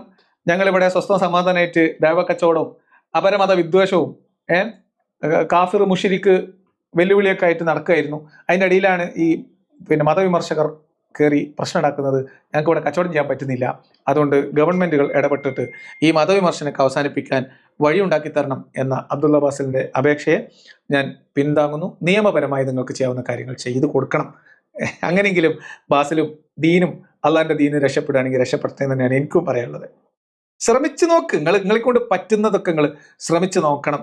അതിന് ഇവരുടെ വോട്ട്, ആ ഒരു ഉറപ്പൊക്കെ വാങ്ങിയിട്ട് വോട്ട് വാങ്ങി ജയിച്ച ഏതെങ്കിലും ആൾക്കാരുണ്ടെങ്കിൽ അവർ അത് ചെയ്തു കൊടുക്കണം എന്നാണ്. അതല്ലാതെ നമ്മൾ ഷാജി മന്ത്രി പറഞ്ഞതുപോലെ PM ശ്രീ അറബിക്കടലിൽ വലിച്ചെറിയും എന്ന് പറഞ്ഞിട്ട് അതൊക്കെ തെരുവിൽ പ്രസംഗിക്കുമ്പോൾ അങ്ങനെ പലതും പറയും എന്ന് പറഞ്ഞ് ഈ പാവങ്ങളെ പറ്റിക്കരുത്. മുജാഹിദുകൾ മുസ്ലിം ലീഗിന് വോട്ട് ചെയ്തത് മുർത്തദുകളെയും മതവിമർശകരെയൊക്കെ നിയന്ത്രിക്കാൻ നിങ്ങൾ വന്നാൽ കഴിയും എന്ന ഒരു പ്രതീക്ഷ കൊണ്ടാണ്. VD സതീശൻ വന്നാൽ എല്ലാത്തരം വർഗീയതകളെയും അവസാനിപ്പിക്കുന്നു പറഞ്ഞപ്പം ഇവർക്ക് മനസ്സിലായത് മതവിമർശകരെയൊക്കെ ചാനൽ പൂട്ടിക്കും, അതിന് VD സതീശൻ മുൻകൈയെടുക്കും എന്നൊക്കെയാണ്. കാരണം VD സതീശനും മതവിമർശകരുടെ ചൂടറിഞ്ഞിട്ടുണ്ടല്ലോ. അപ്പൊ ആ രീതിയിൽ നിങ്ങൾ എന്തെങ്കിലും വാഗ്ദാനം മുജാഹിദുകൾക്ക് കൊടുത്തിട്ടുണ്ടെങ്കിൽ നിങ്ങൾ അത് ചെയ്യാൻ ശ്രമിക്കണം. നിയമപരമായ അതിനെ മറികടക്കാൻ നമ്മൾ ശ്രമിക്കും. നിങ്ങൾ വാക്ക് പറഞ്ഞിട്ടുണ്ടെങ്കിൽ ചെയ്തു കൊടുത്താളി. അല്ലെങ്കിൽ KM ഷാജി പറഞ്ഞ മാതിരി അറബിക്കടലിൽ എറിയുന്ന പറഞ്ഞിട്ട് വോട്ട് കിട്ടി ജയിച്ചിട്ട് അതൊക്കെ ഞങ്ങളൊരു ഓളത്തിൽ പറഞ്ഞതല്ലേ, അതൊക്കെ ഇപ്പം തെരുവിൽ പ്രസംഗിക്കുന്നതൊക്കെ മന്ത്രിയാകുമ്പോൾ നടപ്പിലാക്കാനുള്ളതാണോ എന്ന് ചോദിച്ച് ഈ പാവങ്ങളെ പറ്റിക്കരുത്. ഇനി അത് മാത്രമാണ് ഒരു പ്രതീക്ഷ എന്നാണ് ബാസിൽ. സത്യത്തിൽ ഇത് നിലവിളിയാണ്. അബ്ദുൽ അബ്ബാസിന്റെ ഗതികേടിൽ നിന്ന് ഉയരുന്ന നിലവിളിയാണ്. ഇത് കേവലം അബ്ദുള്ള ബാസിന്റെ നിലവിളിയല്ല. പല ആളുകളും അത് ഗദ്ഗതം അടക്കി പിടിച്ച് തുവാല കൊണ്ട് വായ മൂടിക്കെട്ടി ഉള്ളിൽ തേങ്ങുന്നുണ്ട്. ആരൊക്കെ തേങ്ങുന്നുണ്ട്? വലിയ വലിയ ദായിമാരും ദേവ കച്ചവടക്കാരും ഉറക്കെ കരയാൻ മടിയായതുകൊണ്ട്, ചീത്തപ്പേരായതുകൊണ്ട് അബ്ദുള്ള ബാസിനെ പോലെയുള്ളവർ ഇങ്ങനെ മോങ്ങുകയാണ്. ഇതൊരു തരം മോങ്ങലാണ്. എന്താ ചെയ്യുക? സഹതാപം ഉണ്ട് എനിക്ക് അബ്ദുള്ള ബാസിന്റെ അവസ്ഥയിൽ. എന്താ പറയാ, അദ്ദേഹത്തോട് ഒരു നമുക്ക് പരിതപിക്കാനല്ലേ പറ്റുള്ളൂ. എന്താ ചെയ്യാൻ പറ്റുക? അപ്പൊ ആരെങ്കിലും വാക്ക് പറഞ്ഞിട്ടുണ്ടെങ്കിൽ അതൊക്കെ എന്താ പറയാ, നിങ്ങൾ ചെയ്തു കൊടുക്കണം. അവർ വലിയ പ്രതീക്ഷയിലാണ്. നിങ്ങൾ വന്നാൽ, UDF സർക്കാർ വന്നാൽ ഇവിടെ മതവിമർശകരുടെ ചാനലൊക്കെ പൂട്ടിക്കെട്ടും, അതിന് നിങ്ങൾ സഹായിക്കും എന്നൊക്കെ അവർ പ്രതീക്ഷിച്ചിട്ടുണ്ടാവും. അതുകൊണ്ട് നിങ്ങൾ അങ്ങനെ വാക്ക് പറഞ്ഞിട്ടുണ്ടെങ്കിൽ അത് അമാനത്താണ് എന്നൊക്കെ ഹുസൈൻ സലഫി ഓർമ്മിപ്പിച്ചത് ഇതിലേക്ക് ഞാൻ ചേർത്ത് വായിക്കുകയാണ്. അപ്പൊ നിങ്ങൾ എന്തൊക്കെ വാക്ക് കൊടുത്തിട്ടുണ്ടെന്ന് അല്ലാഹു ആലം. എന്തായാലും അങ്ങനെ വല്ല വാക്കും, മുർത്തദ്ദുകളുടെ ചാനലൊക്കെ പൊട്ടിച്ചു തരാം എന്ന് നിങ്ങൾ വല്ല വാക്കും കൊടുത്തിട്ടുണ്ടെങ്കിൽ അത് ചെയ്തു കൊടുക്കണം എന്നാണ്, അല്ലെങ്കിൽ നിങ്ങൾ ഇവിടുത്തെ പഠിച്ചും ചോദിക്കും എന്നാണ് എനിക്ക് ബാസിലിന് വേണ്ടി നിങ്ങളോട് പറയാനുള്ളത്. ഇനി നമ്മൾ വിഷയത്തിലേക്ക് വരാണ്. അപ്പോൾ ബാസിൽ പറയാണ്, ഇങ്ങനെയൊക്കെ ഉള്ളിൽ സങ്കടം ഉണ്ട് എങ്കിലും, ഇങ്ങനെയൊക്കെ പ്രശ്നങ്ങൾ ഇവരുണ്ടാക്കുന്നുണ്ടെങ്കിലും അതിൻ്റെ ഇടയിൽ ഒരു പ്രതീക്ഷയുടെ കച്ചിത്തുരുമ്പ്, അതായത് ഓരോ വീഴ്ചയും അവസരമാക്കുന്ന ഒരു മോട്ടിവേഷൻ സ്പീക്കറുടെ മെയ് വഴക്കത്തോടു കൂടി ഇത്രയും പ്രതിസന്ധി മതത്തിന് ഈ വിമർശകർ ഉണ്ടാക്കുമ്പോഴും അതിനിടയിൽ പ്രതീക്ഷയുടെ ഒരു തുരുത്ത് കണ്ടെത്താനുള്ള അബ്ദുള്ള ബാസിലിന്റെ കൊടിയ പരിശ്രമമാണ് ഇനി അങ്ങോട്ട്. അതെന്താന്ന് നമുക്കൊന്ന് കാണാം, അതിന്റെ വസ്തുതയും നോക്കാം. എനിക്കൊരു കാര്യം പറയാം. ചിലപ്പോൾ അറിഞ്ഞോ അറിയാതെയോ നമ്മൾ ദീനിനെതിരാവും. അറിഞ്ഞോ അറിയാതെയോ 988 മുതൽ 2019 വരെയുള്ള ഈ കാലഘട്ടത്തിൽ മലബാറിൽ വലിയ മൂല്യശോഷണം സംഭവിച്ചിട്ടുണ്ട്. 988 മുതൽ 2019 വരെ. 985 തുടങ്ങിയിട്ടുണ്ട്. 985 2019 ഇടയിൽ ഭയങ്കര മൂല്യശോഷണം മലബാറിൽ സംഭവിച്ചു. ആയിരക്കണക്കിന് നിരീശ്വരവാദികൾ മലബാറിൽ പെരുകിയിട്ടുണ്ട്. നല്ല തറവാടുകളിൽ നിന്ന്. മലബാർ, മലപ്പുറം, പാലക്കാട്, കോഴിക്കോട്, കണ്ണൂർ, കാസർഗോഡ് ജില്ലകളിൽ മുസ്ലിം നിരീശ്വരവാദി അസോസിയേഷൻ ഉണ്ട്. എന്തിനാ ഉസ്താദ് ഇത് ഇവിടെ പറഞ്ഞത് എന്ന് ചോദിച്ചാല്, അബ്ദുള്ള ബാസിൽ ഞാൻ പറഞ്ഞില്ലേ നേരത്തെ പറഞ്ഞ കച്ചിത്തുരുമ്പിൽ എത്തിപ്പിടിക്കാൻ ശ്രമിക്കുമ്പോൾ, ആ പ്രതീക്ഷയുടെ തുരുത്ത് ഉയർത്തിപ്പിടിക്കാൻ ശ്രമിക്കുമ്പോൾ ഉസ്താദ് വർഷങ്ങൾക്ക് മുൻപ് പറഞ്ഞ ഒരു സ്വകാര്യം നിങ്ങളെ ഒന്ന് മുൻകൂറായി ഓർമ്മിപ്പിച്ചു എന്ന് മാത്രമേ ഉള്ളൂ. എന്നിട്ട് നിങ്ങൾ ബാസിലിന്റെ ആ പ്രതീക്ഷ ഒന്ന് കേട്ടോളി. അപ്പൊ നിങ്ങൾക്കും കരച്ചിൽ വരും. കരച്ചിൽ വന്നാൽ തുവാല കൊണ്ട് മാത്രം കണ്ണീരൊപ്പണം എന്ന് മാത്രമേ എനിക്ക് പറയാനുള്ളൂ. പക്ഷേ എല്ലാ കാര്യത്തിനും അതിൻ്റേതായ പോസിറ്റീവ് ആൻഡ് നെഗറ്റീവ് സൈഡ് ഉണ്ടാകും എന്നുള്ളതുപോലെ ഇവരെ കൊണ്ട് ഉണ്ടാകുന്ന മറ്റൊരു പോസിറ്റീവായ ഒരു കാര്യം, ഇവർ നിരന്തരം, അതായത് നമ്മുടെ നാട്ടിൽ പല ആളുകളും പല വിഷയങ്ങളിൽ ഇൻവോൾവ് ആയിരിക്കും. നിരന്തരം ഇവർ ഇസ്ലാമിനെക്കുറിച്ചും മുസ്ലിങ്ങളെക്കുറിച്ചും തന്നെ സംസാരിക്കുന്നതിലൂടെ പലപ്പോഴും നമ്മുടെയൊക്കെ അനുഭവത്തിലുള്ളൊരു കാര്യം, ഇസ്ലാമിനെക്കുറിച്ച് ഒരു നോർമലി കേട്ടിരിക്കാൻ സാധ്യതയില്ലാത്ത, അല്ലെങ്കിൽ അതിനെക്കുറിച്ചൊന്നും കാര്യമായിട്ട് ആലോചിക്കാൻ സാധ്യതയില്ലാത്ത ആളുകളടക്കം ഇസ്ലാമിനെക്കുറിച്ചും മുസ്ലിങ്ങളെക്കുറിച്ചൊക്കെ ചിന്തിക്കുകയും അവരെക്കുറിച്ച് പഠിക്കുകയൊക്കെ ചെയ്യുന്ന, കൂടുതലായി അതിനുള്ള ഒരു സാഹചര്യം ഒരുങ്ങുന്നത് നമുക്ക് പലപ്പോഴും കാണാറുണ്ട്. എന്താപ്പാ അതൊന്നും നിങ്ങൾ ആലോചിച്ചോക്കെ. ഇത് തമ്മിലൊരു വൈരുദ്ധ്യമുണ്ട്. ഇപ്പൊ ഇസ്ലാമിനെ കുറിച്ച് നിരന്തരമായ വിമർശനം നടത്തുന്ന ആളുകള് അവര് നാട്ടിൽ പ്രശ്നങ്ങൾ ഉണ്ടാക്കുന്നു എന്ന് പറയുമ്പോഴും അതിന്റെ ഒരു ഗുണഫലമായിട്ട് ഇദ്ദേഹം പറയാൻ ശ്രമിക്കുന്നത്, ഒരിക്കൽ പോലും ഈ ദഅവക്കാരുടെ ഒന്നും വാക്ക് കേൾക്കാത്ത, പ്രസംഗം കേൾക്കാത്ത ആളുകളിലേക്ക് ഇസ്ലാമിന്റെ വെള്ളി വെളിച്ചം എത്തുന്നു എന്നും അവർ ഇസ്ലാമിനെ കുറിച്ച് കൂടുതൽ മനസ്സിലാക്കാൻ അവർ സഹായിക്കുന്നു എന്നും പറയുന്ന അബ്ദുള്ള ബാസിൽ, അതൊരു വലിയ സംഭവമായിട്ട് പറയുന്ന അബ്ദുള്ള ബാസിൽ എന്തിനാണ് ഗവൺമെന്റിനോട് മതവിമർശകരെയൊക്കെ നിയന്ത്രിക്കണം എന്ന് പറയുന്നത്? അത് തമ്മിൽ എന്തോ ഒരു പൊരുത്തക്കേടുണ്ട്. നിങ്ങൾ നിലവിളിച്ചിട്ട് പറയണതാണ്. നിങ്ങൾ ഉള്ളിൽ സങ്കടം കടിച്ചു പിടിച്ചിട്ട് അത് നാട്ടുകാർ അറിയാതിരിക്കാൻ വേണ്ടി പറയുന്ന ഒരു സൂത്രപ്പണി പോലെയാണ് എനിക്ക് തോന്നിയത്. അത് കണ്ടപ്പോൾ നിങ്ങൾക്ക് എങ്ങനെ തോന്നിയോ? ഇത് രണ്ടും കൂടി പൊരുത്തപ്പെട്ടു പോയില്ല. ഒന്നുകിൽ ഞങ്ങൾ ചെയ്യുന്നത് മതവിമർശനം കൊണ്ട് ഇസ്ലാം അറിയാത്ത ആളുകൾ അതിലേക്ക് ആകർഷിച്ചു വരികയാണ് എന്നുള്ള വാദം എന്നാണ് നിങ്ങൾക്ക് ശരിയെങ്കിൽ, പിന്നെ നിങ്ങൾ അപ്പുറത്ത് സതീശ മാമനോടും സാജി മാമനോടും രമേശ് മാമനോടും പറഞ്ഞിട്ട് ചാനൽ പൂട്ടിക്കാൻ സഹായിക്കണം എന്ന് റിക്വസ്റ്റ് ചെയ്യുന്നതിൽ വലിയ ലോജിക്കൊന്നും ഇല്ല എന്നാണ് എനിക്ക് തോന്നുന്നത്. ഇദ്ദേഹം ഇത് പറയുമ്പോൾ ഇദ്ദേഹം പറയുന്നത് അവരുടെ അനുഭവം എന്നാണ്. അബ്ദുള്ള ബാസിന്റെ ഒക്കെ അനുഭവം, മതവിമർശകർ ഇങ്ങനെ നിരന്തരമായി മതവിമർശനം നടത്തുമ്പോൾ അത് കേട്ടിട്ട് ഒരുപാട് ആൾക്കാർ, ഇസ്ലാമിന് പുറത്തുള്ള ആൾക്കാർ, ഇസ്ലാം എന്താന്ന് പോലും അറിയാത്ത ആൾക്കാർ ഇസ്ലാമിനെ കുറിച്ച് കൂടുതൽ മനസ്സിലാക്കുകയും ഇസ്ലാമിന്റെ വെള്ളി വെളിച്ചം ആളുകളിലേക്ക് എത്തുകയും ചെയ്യുന്നതാണ് ഇദ്ദേഹം പറയുന്നത്. പക്ഷെ ഇദ്ദേഹത്തിന്റെ ഉസ്താദായിട്ടുള്ള, അല്ലെങ്കിൽ ഇദ്ദേഹത്തിന്റെ വലിയ നേതാവായിട്ടുള്ള ടി കെ അഷ്റഫ് പണ്ട് പറഞ്ഞത് ഇതല്ല. അദ്ദേഹം പറയുന്നത് വിശ്വാസികൾ പോലും, മതവിമർശകരുടെ വർത്താനം വിശ്വാസികൾ കേട്ടാൽ ഉള്ളവരുടെ ഈമാൻ തെറ്റിപ്പോകുന്നതാണ്. ഇതിൽ ഏത് ശരി? നിങ്ങൾ വലിയ ഉസ്താദ് പറഞ്ഞാണോ ശരി? നിങ്ങൾ പറഞ്ഞാണോ ശരി? ടി കെ അഷ്റഫ് ആണോ പറഞ്ഞതാണോ ശരി? ബാസിൽ പറഞ്ഞതാണോ ശരി? മതവിമർശനം കേട്ടാൽ ഈമാൻ ഉള്ളവരുടെ, വിശ്വാസത്തിലുള്ളവരുടെ കുട്ടികളുടെ, മുസ്ലിം കുട്ടികളുടെ ഈമാൻ തെറ്റിപ്പോവുകയാണോ ചെയ്യുന്നത്? അതോ ഇസ്ലാമിനെ കുറിച്ച് ഒന്നും അറിയാത്ത, കേട്ടിട്ട് പോലും ഇല്ലാത്ത ആൾക്കാർ അത് മനസ്സിലാക്കി ഇസ്ലാമിനെ കൂടുതൽ അടുത്തറിയുന്ന ഒരു വലിയ അനുഗ്രഹമാണോ ഇസ്ലാമിന് സംഭവിക്കുന്നത്? ബാസിൽ പറയണത് രണ്ടാമത് ഞാൻ പറഞ്ഞതാണ്. എല്ലാവരും പുതിയ പുതിയ ആൾക്കാരൊക്കെ ഇസ്ലാമിനെ കുറിച്ച് കൂടുതൽ മനസ്സിലാക്കാൻ അത് കാരണമാകുന്നതാണ്. പക്ഷേ ടി കെ അഷ്റഫിന് പറയാനുള്ളത് വേറൊന്നാണ്. ഒന്ന് കേൾക്കാം. ഒരു സംവാദ പരിപാടിയെ പറ്റി, പ്രത്യേകിച്ച് ഈ യുക്തിവാദ കാഴ്ചപ്പാടുകളുള്ളവരോടുള്ള ഇത്തരം സംവാദ പരിപാടികളോടുള്ള നിലപാട് എന്താണ്? സംഭവിക്കുന്നത് എന്താ വെച്ചാൽ, ഈ സംവാദം നടക്കുന്ന എന്താ സംഭവിക്കുക നമുക്ക് അറിയാം. ഈ ചോദ്യത്തിന്റെ പശ്ചാത്തലം എന്താന്ന് പറയാം. നട്ടലുണ്ടെങ്കിൽ സംവാദത്തിന് പാടാ എന്ന് പറഞ്ഞിട്ട് അബ്ദുള്ള ബാസിൽ സ്റ്റുഡിയോന്റെ ഉള്ളിൽ നിന്ന് മുണ്ടുപൊക്കി കാണിച്ച സമയം, നട്ടലുണ്ടെങ്കിൽ തൻ്റെ ഉണ്ടെങ്കിൽ ഞാൻ സംവാദത്തിന് വാതാ പറഞ്ഞത്, സംവാദത്തിന് വരുമെന്നുള്ള റിക്വസ്റ്റ് ഒന്നല്ല, നട്ടലുണ്ടെങ്കിൽ പറയുന്നതുമായി ബന്ധപ്പെട്ട ഉറപ്പുണ്ടെങ്കിൽ സംവാദത്തിന് വാ എന്ന് വെല്ലുവിളിച്ച അബ്ദുള്ള ബാസിൽ പല ഭാഗത്തുനിന്ന് അബ്ദുള്ള ബാസിന്റെ സംവാദ വെല്ലുവിളി ഏറ്റെടുക്കപ്പെടുകയും സംവാദത്തിലേക്ക് അബ്ദുള്ള ബാസിൽ ആനയിക്കപ്പെടുകയും ചെയ്യും. UAE ടീമിന്റെ അമരക്കാരനായിട്ട് അബ്ദുള്ള ബാസിൽ ഇസ്ലാമിക സംവാദകനായിട്ട് സംവാദവേദിയിലേക്ക് ആനയിക്കപ്പെടും എന്ന ഒരു ഘട്ടം വന്നപ്പോ ബാസിലിന്റെ സംഘടനയുടെ വലിയ നേതാവായിട്ടുള്ള ടി കെ അഷ്റഫ് അവരുടെ പരിപാടിയിൽ അവർ തന്നെ ചോദിക്കുന്ന ഒരു ചോദ്യത്തിന് അവർ തന്നെ ക്രിയേറ്റ് ചെയ്ത സ്റ്റുഡിയോ റൂമിൽ അവരുടെ തന്നെ ചോദ്യകർത്താവ് ചോദിക്കുകയാണ്, ഇത്തരം സംവാദങ്ങളെ കുറിച്ച് നിങ്ങളുടെ അഭിപ്രായം എന്താണ്? പശ്ചാത്തലം ആലോചിക്കണം. അടിമത്തം ഇസ്ലാമിലും ആധുനികതയിലും എന്ന സംവാദത്തിൽ ഒരു ഓഫ്ലൈൻ സംവാദത്തിന് അബ്ദുള്ള ബാസിൽ രംഗപ്രവേശം ചെയ്യുമെന്ന് നമ്മൾ തോന്നിപ്പിച്ച ഘട്ടം, സംവാദത്തിന് ഒരു കളമൊരുങ്ങുകയാണ് എന്ന് പറഞ്ഞിട്ട് സമതും അബ്ദുള്ള ബാസിലൊക്കെ ഇരുന്നിട്ട് അതിൽ വലിയ സന്തോഷമുണ്ട് എന്നൊക്കെ പറഞ്ഞതിന്റെ രണ്ടാം പക്കം ഇവര് അപ്ലോഡ് ചെയ്ത വീഡിയോയിൽ ടി കെ അഷ്റഫ് പറയുന്നത് എന്താ നോക്കി. സംവാദത്തിനൊക്കെ പോകുന്നതിനെ കുറിച്ച് നിങ്ങളുടെ അഭിപ്രായം എന്താ എന്ന് ചോദ്യകർത്താവ്. വിസ്ഡം ഇസ്ലാമിക് ഓർഗനൈസേഷന്റെ സമുന്നതനായിട്ടുള്ള നേതാവ്, അല്ലെങ്കിൽ ഏറ്റവും ഉന്നതനായ നേതാവ്, അദ്ദേഹത്തിന്റെ വാക്ക് നമുക്കൊന്ന് കുറച്ച് കേൾക്കാം. കേട്ടോ. ദിവസം ഇപ്പോൾ 3 മണിക്കൂറാണ് സംവാദം എന്ന് കരുതുക. 3 മണിക്കൂറാണ് സംവാദമെങ്കിൽ 1.5 മണിക്കൂർ ഈ ടീമാണ് ചർച്ച ചെയ്യുക, സംസാരിക്കുക. 1.5 മണിക്കൂർ ഇസ്ലാമിന്റെ പക്ഷത്തു നിന്നുള്ള ആൾക്കാർ എന്ത് ചെയ്യും, സംസാരിക്കും. അപ്പൊ ഇതിന്റെ ശ്രോതാക്കൾ ഈ മഹാഭൂരിപക്ഷം ഉണ്ടാകുക ഇങ്ങനത്തെ ഇസ്ലാമിക പണ്ഡിതന്മാരൊക്കെ ഇതിന്റെ മുൻനിരയിൽ വരുമ്പോൾ അവരുടെ അനുയായികളായിരിക്കും മഹാഭൂരിപക്ഷം ഉണ്ടാകുക. അവർ ഇത്രയും കാലമായിട്ട് ഇത്തരം സംഗതികളൊന്നും ചെയ്തിട്ടുള്ള വീക്ഷിച്ചിട്ടുണ്ടാവില്ല. ബാസിൽ പറഞ്ഞത് മതവിമർശനം നടത്തുമ്പോൾ ദീനിനെ കുറിച്ചിട്ട് ഇതുവരെ അറിയാത്ത ആളുകളൊക്കെ ദീനിന്റെ വെള്ളി വെളിച്ചത്തിലേക്ക് ഈയാമ്പാറ്റകളെ പോലെ പറന്നു വരും എന്നാണ്. ടി കെ അഷ്റഫ് കാണുന്നത് അബ്ദുള്ള ബാസിലിനെ പോലെയുള്ള ആളുകൾ, എന്നെ പോലെയുള്ള ആളുകളുമായിട്ട് സംവാദത്തിന് വന്നാൽ, എന്നോട് അബ്ദുള്ള ബാസിൽ സംവാദത്തിന് വരില്ല, അത് വേറെ കാര്യം, അതിനുള്ള ആംബിയർ അബ്ദുള്ള ബാസിൽ ഇല്ലാന്ന് അബ്ദുള്ള ബാസിൽ ഇതിനോടകം തെളിയിച്ചതാണ്. ഇനി എന്തെങ്കിലും മുർത്തദ് സെന്ററൊക്കെ ആയി നമുക്ക് ഇനിയിപ്പോ ഓഫ്ലൈൻ അഡ്രസ് ആയിരുന്നല്ലോ, ഓഫ്ലൈൻ അഡ്രസ് അധികം താമസിയാതെ പുറത്തു വിടും. അപ്പൊ ഇതൊക്കെ കഴിഞ്ഞിട്ട് ഇനി എന്താ പറയാൻ എനിക്കറിയില്ല. എന്തായാലും അബ്ദുള്ള ബാസിൽ വരികയാണെങ്കിൽ അപ്പൊ നമ്മൾ സുസ്വാഗതം, അതിൽ പ്രശ്നമൊന്നുമില്ല. പക്ഷെ നമ്മളെ പോലെയുള്ള ആളുകളുമായിട്ട് സംവാദത്തിന് വന്നു കഴിഞ്ഞാൽ എന്താ പ്രശ്നം എന്ന് ഇദ്ദേഹം പറയുന്നത് എന്താന്ന് വെച്ചാൽ, വിശ്വാസികൾ, വിമർശനം കേൾക്കാത്ത വിശ്വാസികളൊക്കെ ഇസ്ലാമിനെ കുറിച്ചുള്ള വിമർശനം കേൾക്കും എന്നാണ് ബാസിൽ പറഞ്ഞത്. വിമർശനം കേട്ടിട്ട് മതത്തിന് പുറത്തുള്ള ആൾക്കാരൊക്കെ, മതം എന്താണെന്ന് അറിയാത്ത ആൾക്കാർ വരും, മതം മനസ്സിലാക്കി ഇസ്ലാമിന് അടുത്തേക്ക് വരും. ടി കെ അഷ്റഫ് പറയുന്നത് ഇത്തരം ആളുകളുമായിട്ട് സംവാദം നടത്തി കഴിഞ്ഞാൽ ഇതുവരെ ഇസ്ലാമിനെതിരെ ഒരു വിമർശനം കേൾക്കാത്ത ആളുകളുടെ ഇടയിലേക്ക് വിമർശനം കേൾക്കും, അല്ലെങ്കിൽ വിശ്വാസികളുടെ ഇടയിലേക്ക് വിമർശനം കേൾക്കും എന്നാണ് അഷ്റഫ് പറയുന്നത്.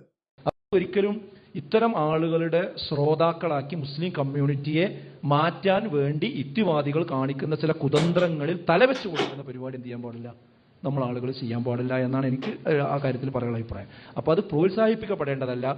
എന്നാൽ അത് ഒട്ടും നടത്താൻ പാടില്ല എന്ന് ചോദിച്ചാൽ, ചില സന്ദർഭത്തിൽ ഇതിപ്പോൾ ഒരു വെല്ലുവിളിച്ച് വർഷമായി ഇതൊന്ന് ക്ലാരിഫൈ ചെയ്തിട്ടില്ലെങ്കിൽ, വജാദിലുഹും ബില്ലത്തി ഹിയ അഹ്സൻ എന്ന് പറഞ്ഞല്ലോ, അതായത് വളരെ അത്യാവശ്യമായ ഒരു ഘട്ടത്തിൽ ഒരു തർക്കവും ഒരു സംവാദം ആവശ്യമായി വരികയാണെന്നുണ്ടെങ്കിൽ അതിൽ നിന്ന് നമ്മൾ പിന്മാറിയാൽ, അതിന് നമ്മൾ നിന്ന് കൊടുത്തിട്ടില്ലെങ്കിൽ ചില ആളുകൾ തെറ്റിദ്ധരിക്കാൻ സാധ്യതയുണ്ട്. നമ്മുടെ സമുദായത്തിൽപ്പെട്ട ആളുകൾ തന്നെ എന്താ നമുക്ക് ധൈര്യമില്ലാത്തത് എന്ന് ചോദിച്ച് തെറ്റിദ്ധരിക്കാൻ സാധ്യതയുണ്ട് എന്നുള്ള ഒരു സാഹചര്യം വരുന്നുവെങ്കിൽ അപൂർവമായിട്ടൊക്കെ എന്ത് ചെയ്യാൻ പറ്റും, അങ്ങനെ സംഭവിച്ചേക്കാം.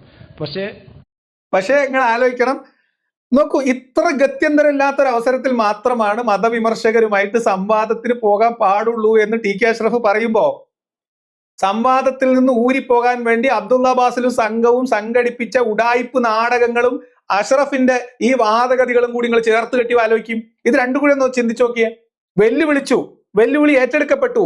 ഇനി അതൊന്ന് പിന്മാറാൻ യാതൊരു നിർവാഹമില്ലാത്ത ഗത്യന്തരാവസ്ഥ ഉണ്ടായിക്കഴിഞ്ഞാൽ, അങ്ങനെ പിന്മാറിയാൽ നിങ്ങൾക്ക് എന്താ സംവാദത്തിന് പോകാൻ ധൈര്യമില്ലേ എന്ന് വിശ്വാസികൾ പോലും സംശയിക്കുന്ന ഒരു ഘട്ടം വന്നാൽ, അത്തരം ഒരു അസന്നിഗ്ധമായ ഘട്ടത്തിൽ വേറൊരു മാർഗമില്ലെങ്കിൽ അപൂർവമായിട്ടൊക്കെ സംവാദത്തിന് പോകാം എന്ന് പറഞ്ഞാൽ ഇതിനർത്ഥം വലിയ വായിൽ ഒച്ചയിട്ട് വെല്ലുവിളിച്ചോളിയും കുഴപ്പമില്ല, വെല്ലുവിളി സ്വീകരിച്ചുകൊണ്ട് ആരെങ്കിലും വന്നു കഴിഞ്ഞാൽ അതിൽ നിന്ന് എങ്ങനെയെങ്കിലും തടി സലാമത്താക്കണം എന്നല്ലേ ടി കെ അഷ്റഫ് ഇപ്പൊ പറഞ്ഞതിന്റെ അർത്ഥം? അല്ലേ? നിങ്ങൾക്ക് അങ്ങനെയല്ലേ മനസ്സിലായത്?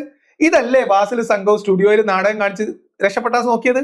ഇല്ലേ? ഞങ്ങൾ ഓഫ്ലൈനിക്കില്ല, ഓൺലൈനിക്കുള്ളൂ, ഓൺലൈനിക്ക് തന്നെ സമയവും കാലവും തീയതി ഒന്നും പ്രഖ്യാപിക്കാതെ സ്വന്തമായിട്ട് സംവാദം നടത്തുന്നു എന്ന് പോസ്റ്റ് അടിക്കുന്നു, അല്ലേ? എന്തൊക്കെ നാടകങ്ങളായിരുന്നു. എന്നിട്ട് ഓൺലൈൻ സംവാദത്തിന് തയ്യാറായി വന്ന ആളുകളോട് സംവാദത്തിന് പോകാതിരിക്കുന്നു. ഇപ്പോഴും ആ സംവാദം പെൻഡിങ്ങാണ്. ഓൺലൈൻ സംവാദവുമായി ബന്ധപ്പെട്ട് ഇൻഫിഡൽ ഗ്രൂപ്പ് സംവാദത്തിന് അന്ന് റെഡി ആയതാണ്. ഇന്ന് വരെ അവരുമായിട്ട് ഒരു ഓൺലൈൻ ഡിബേറ്റിന് തയ്യാറായിട്ടില്ല. ബാസിലുമായിട്ട് ഓഫ്ലൈൻ ഡിബേറ്റിന് 3-4 വിഷയങ്ങൾ മുന്നോട്ട് വെച്ച, ബാസിൽ മുന്നോട്ട് വെച്ച അതേ മാതൃകയിലുള്ള അല്ലെങ്കിൽ അതേ വിഷയങ്ങൾ വെച്ചുകൊണ്ട് സംവാദത്തിന് നമ്മൾ തയ്യാറായി. ഓഫ്ലൈൻ സംവാദത്തിന് ബാസിലിന്റെ വെല്ലുവിളി ഏറ്റെടുത്തുകൊണ്ട് നമ്മൾ മുന്നോട്ട് വന്നിട്ട് കൊല്ലം 2 കഴിഞ്ഞു. അബ്ദുള്ള ബാസിൽ അനങ്ങിയിട്ടില്ല. അപ്പൊ വിശ്വാസികളുടെ മുമ്പിൽ ഞങ്ങൾ വലിയ ആൾക്കാരാണ്, ഞങ്ങൾക്ക് സമ്മതിക്കാനൊക്കെ അറിയാം, ഞങ്ങൾ ഇസ്ലാമിന് വേണ്ടി എന്തും ചെയ്യും, ഞങ്ങൾ വിമർശകരൊക്കെ കൈകാര്യം ചെയ്യും എന്ന് ഒരു പ്രതീതി ഉണ്ടാക്കാൻ വേണ്ടി വെല്ലുവിളി ഏറ്റെടുത്ത് ആരെങ്കിലും മുന്നോട്ട് വന്നാൽ നൈസായിട്ട് രക്ഷപ്പെടുക, പറ്റ കുടുങ്ങിയ മാത്രം അപൂർവമായിട്ട് സംവാദം. ഇതാണ് ഇവരുടെ രീതി. ഇതാണ്. എന്തിനാണ് ഇങ്ങനെ ചെയ്യുന്നത്? എന്തിനാണ് ടി കെ അഷ്റഫ് ഇത്ര പേടിക്കുന്നത്? അതുകൂടി ടി കെ അഷ്റഫ് പറയും, ശ്രദ്ധിച്ചു കേട്ടോളി. ശീലമാക്കി മാസം മാസം ഈ പരിപാടി നടത്തുക. അങ്ങനെ ഒരാളത് കഴിഞ്ഞ് അടുത്ത ആൾ കഴിഞ്ഞ് അടുത്ത ആൾ, അങ്ങനെ ഇവർ സാധാരണ ഒരു അങ്ങോട്ടും ഇങ്ങോട്ടും കമ്മ്യൂണിക്കേറ്റ് ചെയ്യാൻ പറ്റിയ ഒരു ടീമാണെന്നുള്ള രൂപത്തിൽ നോർമലൈസ് ചെയ്യപ്പെട്ട് കഴിഞ്ഞാൽ ഇവരെന്തൊക്കെ ആശയങ്ങളാണോ, തെറ്റായ ആശയങ്ങളാണോ, കുതർക്കങ്ങളാണോ പറഞ്ഞുകൊണ്ടിരിക്കുന്നത്, അത് കംപ്ലീറ്റ് മുസ്ലിം സമുദായത്തിന്റെ ഈ ഒരു പ്ലാറ്റ്ഫോമിലേക്ക് ഒഴുകി വരാൻ എന്ത് ചെയ്യും, കാരണമാകും. കണ്ടോ? അപ്പം അങ്ങനെ എങ്ങാനും സംവാദം നടന്നാല് ഇതുവരെ വിമർശനമൊന്നും കേട്ടിട്ടില്ലാത്ത മുസ്ലിം കമ്മ്യൂണിറ്റിക്കകത്തേക്ക് ഇസ്ലാം മത വിമർശകർ ഉയർത്തുന്ന വിമർശനങ്ങൾ, അതിന് ഇയാൾ കുയുക്തിന്നും കുതർക്കം എന്നും ഒക്കെ പറയുന്നുണ്ട്. തെറ്റായ വാദങ്ങൾ എന്നൊക്കെ. തെറ്റായ വാദങ്ങളാണെങ്കിൽ ആ സംവാദത്തിൽ ആ തെറ്റായ വാദമാണെന്ന് പൊളിച്ചവിടെ കാണിച്ചു കൊടുത്താൽ എത്രയോ ആളുകളുടെ ഈമാൻ സലാമത്താവും, വസ്വാസ് മാറിക്കിട്ടും, അല്ലെ? അതിന് പകരം ഇങ്ങനെ വിമർശകർ പറയുന്ന കാര്യങ്ങൾ വിശ്വാസികൾ കേൾക്കാൻ പാടില്ല എന്ന് നിങ്ങൾ പേടിക്കുന്നു എന്നാണ് ഇവിടെ ടി കെ അഷ്റഫ് പറഞ്ഞതിൽ നിന്ന് മനസ്സിലാവുന്നത്. കുറച്ചുകൂടി ബേസ് ഇല്ലാത്ത ആളുകൾ ഇത്തരം കുതർക്കങ്ങൾ കേട്ട് കഴിഞ്ഞാൽ ചിലപ്പോൾ ചില ആളുകളുടെ ഈമാൻ പഴച്ചു പോകാൻ തന്നെ ഇതായിരിക്കും കാരണം. നമ്മൾ ഇങ്ങോട്ട് കുറെ ആൾക്കാരെ കിട്ടുമെന്ന് വിചാരിക്കുന്നില്ല, ഇവിടുന്ന് ഒരാളുടെ ഈമാൻ തെറ്റിങ്ങാണ്ട് അങ്ങോട്ട് പോണതാണ് എന്ത് അതീവ ഗൗരവതരം എന്ന് നമ്മൾ മനസ്സിലാക്കണം. അപ്പോൾ ഒരു ചോദ്യം വരുന്നത്, അപ്പോൾ ഇവർ ഈ പറയുന്ന ഏകപക്ഷീയമായി പറയുന്ന കാര്യങ്ങൾ ഇഷ്ടം പോലെ യൂട്യൂബിൽ ആൾക്കാർ കേൾക്കണില്ലേ? ഈ പുതിയ തലമുറയ്ക്ക് അവരെ തന്നെ ശ്രോതാക്കളാണ്. ആയിരിക്കാം, അങ്ങനെ ഉണ്ടായിരിക്കും. അതിനെന്ത് ചെയ്യുക? അവർ പറഞ്ഞു കഴിഞ്ഞാൽ അത് സോർട്ട് ഔട്ട് ചെയ്തിട്ട് അവരെന്താണോ പറഞ്ഞത് അതിന്റെ വിശദീകരണം വേറെ നടത്താലോ. ആ ക്ലിപ്പും ആ ലിങ്കും ആളുകൾ കേട്ടോട്ടെ. ഇവരതെന്തിനാണ് നമ്മൾ മുസ്ലിം സമുദായത്തിന്റെ ഉള്ളിലേക്ക് എന്തിനാണ് വലിച്ചു കൊണ്ടുവരേണ്ട കാര്യം? അതിന്റെ പേരിൽ ആർക്കെങ്കിലും ഈമാൻ നഷ്ടമായിട്ടുണ്ടെങ്കിൽ ഈ ആൾക്കാർക്ക് മറുപടി പറയേണ്ടി വരും. തർക്കമൊന്നുമില്ല കാര്യം. അതാ. അപ്പൊ സംവാദത്തിന് പോയ ആൾക്കാർ ഈമാൻ തെറ്റിപ്പോവും. അങ്ങനെ ആരെങ്കിലും സംവാദത്തിന് പോയിട്ട് ഈമാൻ തെറ്റിയാൽ അതിന് സംവാദത്തിന് പോണ ഉത്തരവാദി ആകും. ഇതാണ് വാസ്തവം. ഇതുകൊണ്ടാണ് ഇവർ സംവാദത്തിന് വരാത്തത്. ഇതാണ് ഇവരുടെ ഫത്വ, ഇവരുടെ നേതാക്കന്മാര് ആൾക്കാർക്ക് കൊടുത്തുള്ള ഫത്വ. പിന്നെ നിങ്ങൾ ഏകപക്ഷീയമായിട്ട് നിങ്ങൾ എന്താ ചെയ്യേണ്ടത് വെച്ചാൽ മതവിമർശനം കേൾക്കുന്ന ആളുകളുടെ മുന്നിലേക്ക് മതവിമർശകർ പറയുന്ന കാര്യങ്ങൾക്ക് നിങ്ങളെ സ്റ്റുഡിയോയിൽ ഇരുന്ന് മറുപടി കൊടുത്തോളി. എന്നിട്ട് നിങ്ങളെ വീഡിയോ വിശ്വാസികൾ കേട്ടോട്ടെ, മറ്റൊരു വാദം എന്തിനാ അവർ കേൾക്കുന്നതെന്ന്. അതിനുവേണ്ടി അവർ കണ്ടെത്തിയതാണ് ഈ നുണ പരിപാടി. നുണ എന്ന് പറയുന്ന ചാനലിനെ അതിന് തുടങ്ങിയതാണ്. ഇങ്ങനെ നുണ പറയാം, വിമർശകർ പറയാത്ത കാര്യങ്ങൾ ആണ് പറഞ്ഞത് എന്ന് പറഞ്ഞൊരു വൈക്കോലുണ്ടുണ്ടാക്കുക. എന്നിട്ട് അതിന് ഇവരുടെ കയ്യിലുള്ള കുറച്ച് നുണയും കുറച്ച് വൃത്തികേടൊക്കെ വിളമ്പി തേച്ച് അത് ആണ് സത്യം എന്ന ആൾക്കാരെ പറഞ്ഞ് ബോധ്യപ്പെടുത്തുക. അതുകൊണ്ടാണ് UA എന്ന് പറയുന്ന ഈ നുണ ഫാക്ടറിയെ പൊളിച്ചു കാണിക്കാൻ വേണ്ടി നമ്മൾ അൺമാസ്കിംഗ് നുണ അല്ലെങ്കിൽ എക്സ്പോസിംഗ് നുണ എന്ന പേരിൽ നമ്മൾ അതിനൊരു കൗണ്ടർ സാധനം ഇറക്കാൻ പോകുന്നത്. അതിന്റെ ലോഗോ ആണ് നിങ്ങൾ കാണുന്നത്. അപ്പൊ വിമർശകര് നേരിടാൻ വേണ്ടി സ്റ്റുഡിയോ റൂമിൽ മാളത്തിനകത്ത് ഒറ്റയ്ക്ക് ഇരുന്ന് നുണ പറഞ്ഞാൽ മതി എന്ന് സൂത്രം പറഞ്ഞു കൊടുത്താരാ? T K Ashraf. സംവാദത്തിന് പോയ ആൾക്കാർ ഈമാൻ പോയി പോകും, അതുകൊണ്ട് നിങ്ങൾ ആരും പോകരുതേ എന്ന് പറഞ്ഞാരാ? T K Ashraf. പിന്നെ ഗത്യന്തരമില്ലാത്ത ഘട്ടത്തിൽ മാത്രമേ സംവാദത്തിന് പോകാൻ പാടുള്ളൂ എന്ന് തിട്ടൂരം ഇറക്കിയതാരാ? T K Ashraf. അതിന്റെ കാരണം എന്താ? സംവാദത്തിന് പോയ വിശ്വാസികൾ വിമർശനം കേൾക്കും, വിശ്വാസികൾ വിമർശനം കേട്ടാൽ പോലെ ഈമാൻ കല്ലത്താവും, കല്ലത്തായി കഴിഞ്ഞാൽ അതിന് സംവാദത്തിന് പോയാൽ ഉത്തരവാദിത്തം പറയേണ്ടി വരും. അതുകൊണ്ട് സംവാദത്തിന് പോകണ്ട, എന്തെങ്കിലും ഉടായ്പ കാണിച്ച് രക്ഷപ്പെട്ടോളി എന്നല്ലേ ഇദ്ദേഹം പറഞ്ഞത്. വെല്ലുവിളിച്ച് കുടുങ്ങിയാൽ എന്തെങ്കിലുമൊക്കെ ഉടായ്പ ഇറക്കി രക്ഷപ്പെടണം എന്നല്ലേ ഇദ്ദേഹം പറഞ്ഞു കൊടുക്കുക കുട്ടികൾക്ക്. അപ്പൊ പിന്നെ നിങ്ങൾ ബാസിൽ പറഞ്ഞൊന്ന് ശ്രദ്ധിച്ചു നോക്കിയേ. ബാസിൽ പറയാണ് വിമർശകരെ കൊണ്ട് വലിയ ഉപകാരമാണ്. അത് ഇതുവരെ ഇസ്ലാമിനെ കുറിച്ച് ഒന്നും അറിയാത്ത ആൾക്കാർ അതൊക്കെ കേട്ടിട്ട് ഇസ്ലാമിനെ കുറിച്ച് മനസ്സിലാക്കിയോ, ഇസ്ലാമിന്റെ ആ ഒരു സത്യം മനസ്സിലാക്കി രംഗത്ത് വരും. ആ ഒരു എന്താ പറയാ, ആ നിലവിളിയിലും പുഞ്ചിരി ഉണ്ട് എന്റെ മുഖത്ത് എന്ന് സ്ഥാപിക്കാൻ വേണ്ടി ഗതികേടിൽ കിടക്കുന്ന ബാസില് ആളുകളെ തെറ്റിദ്ധരിപ്പിച്ചുകൊണ്ട് നമുക്കൊന്നും പറ്റിയിട്ടില്ല എന്ന് കാണിക്കാൻ വേണ്ടി എടുത്തുകൊണ്ടുവന്ന ഒരു വീഡിയോ ആണ് ഈ തമ്പനയിൽ നിങ്ങൾ കാണുന്ന ഈ സാധു മനുഷ്യന്റെ വീഡിയോ. ഈ വ്യക്തിയുടെ വീഡിയോ എടുത്തുകൊണ്ട് ബാസിൽ പറഞ്ഞ കാര്യത്തിന് തെളിവ് സമർത്ഥിക്കുന്ന രംഗമാണ് ഇനി ഇവിടുന്ന് അങ്ങോട്ട് നമ്മൾ കാണാൻ പോകുന്നത്. കളി തുടങ്ങാറായിട്ടില്ലല്ലോ, സമയമുണ്ടല്ലോ അല്ലെ?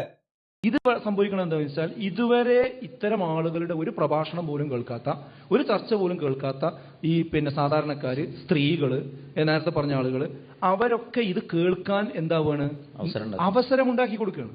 അവരുടെ വാക്കുകൾക്ക് അവരുടെ ശ്രോതാക്കളാക്കാൻ സമുദായത്തിന് അവസരമുണ്ടാക്കി കൊടുക്കുന്ന പരിപാടിക്ക് നിൽക്കരുതെന്ന് ഞാൻ പറഞ്ഞത്. അഷ്റഫ് പറഞ്ഞത് വളരെ ക്ലിയർ ആണ്. എന്ത്? ഇതുവരെ കേൾക്കാത്ത, വിമർശനം കേൾക്കാത്ത വിശ്വാസികൾ, പ്രത്യേകിച്ച് സ്ത്രീകൾ, കുട്ടികൾ. എന്താ സ്ത്രീകൾ ഇസ്ലാം വിമർശനം കേട്ട പ്രശ്നം? ഇസ്ലാമിനകത്തുള്ള സ്ത്രീ വിരുദ്ധത മൊത്തം അവർക്ക് മനസ്സിലാവും. നിക്കാഹ് എന്ന് പറയുന്ന വൃത്തികേട്, മഹർ എന്ന് പറയുന്ന അശ്ലീലം, ഇതൊക്കെ മനസ്സിലാക്കും. സ്ത്രീ സംരക്ഷണം എന്ന് പറയുന്നതിന്റെ പൊള്ളത്തരം, അടിമ സമ്പ്രദായത്തെ എങ്ങനെയാണ് ദുരുപയോഗം ചെയ്തത് എന്ന കാര്യം, ബഹുഭാര്യത്വത്തിന്റെ വൃത്തികേട്, ഇതൊക്കെ മനസ്സിലാവും. അതുകൊണ്ട് ഇവരിതൊക്കെ കേട്ടാൽ ഇസ്ലാം തെറ്റിപ്പോവും, ഈമാൻ തെറ്റിപ്പോവും എന്നാണ് അഷ്റഫ് പറയുന്നത്. ഇനി ഞാൻ വേറെ ഒരെണ്ണം കേൾപ്പിച്ചു. ഞാൻ എല്ലാവരോടും പറയാണ്, നിങ്ങൾ പറഞ്ഞു കൊടുക്കി ഉസ്താദെ, പറഞ്ഞു കൊടുക്കി. ഇതിപ്പോ ടി കെ അഷ്റഫാണ്.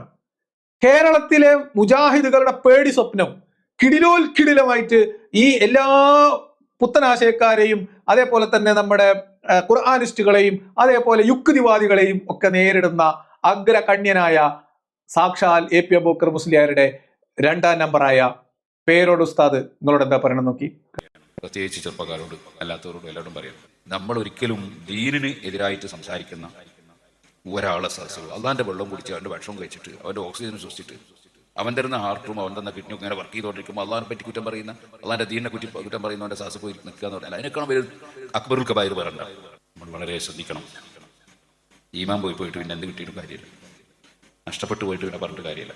അപ്പൊ അതിന് കാരണമാകുന്ന ഒരു സ്ഥലത്തും നമ്മൾ ആരും പങ്കെടുക്കരുത്, അത്തരം കാര്യങ്ങൾ ചിന്തിക്കരുത്, ഇത്തരം സാധനങ്ങൾ വായിക്കരുത്, കേൾക്കരുത്. ഈമാൻ പോയിട്ട് പിന്നെ എന്ത് കിട്ടിയിട്ടും കാര്യമില്ല. അത്തരം കാര്യങ്ങൾ ചിന്തിക്കരുത്, ഇത്തരം സാധനങ്ങൾ വായിക്കരുത്, കേൾക്കരുത്. ഈമാൻ പോയിട്ട് പിന്നെ എന്ത് കിട്ടിയിട്ടും കാര്യമില്ല. ഇതാണ് ഉസ്താദിന് പറയാം. ഇതാണ് വസ്തുത എന്നിരിക്കെ വിമർശനം കൊണ്ട് ഇവിടെ ഒരു പ്രശ്നം ഉണ്ടാകുന്നില്ല, അല്ലെങ്കിൽ വിമർശനം കൊണ്ട് ഇസ്ലാമിന് കോട്ടമൊന്നും ഉണ്ടാകുന്നില്ല, നാട്ടിൽ മുസ്ലിങ്ങളും അല്ലാത്തവരും തമ്മിലുള്ള സ്പർദ്ധ മാത്രമേ ഉണ്ടാവുന്നുള്ളൂ എന്ന് സ്ഥാപിക്കാൻ വേണ്ടി ഇനി ബാസിൽ നടത്തുന്ന ഒരു എന്താ പറയാ, ഒരു ഗതികെട്ടവന്റെ, അങ്ങേ അറ്റത്തെ ഗതികേടിൽ അകപ്പെട്ടു പോയവന്റെ ഒരു വിലാപ കാവ്യമാണ് ഇനി ഇവിടുന്ന് അങ്ങോട്ട്. സൈക്കിൾ വന്ന് കൂടെ ചിരിയെന്ന് ഞങ്ങൾ നാട്ടിൽ പറയും.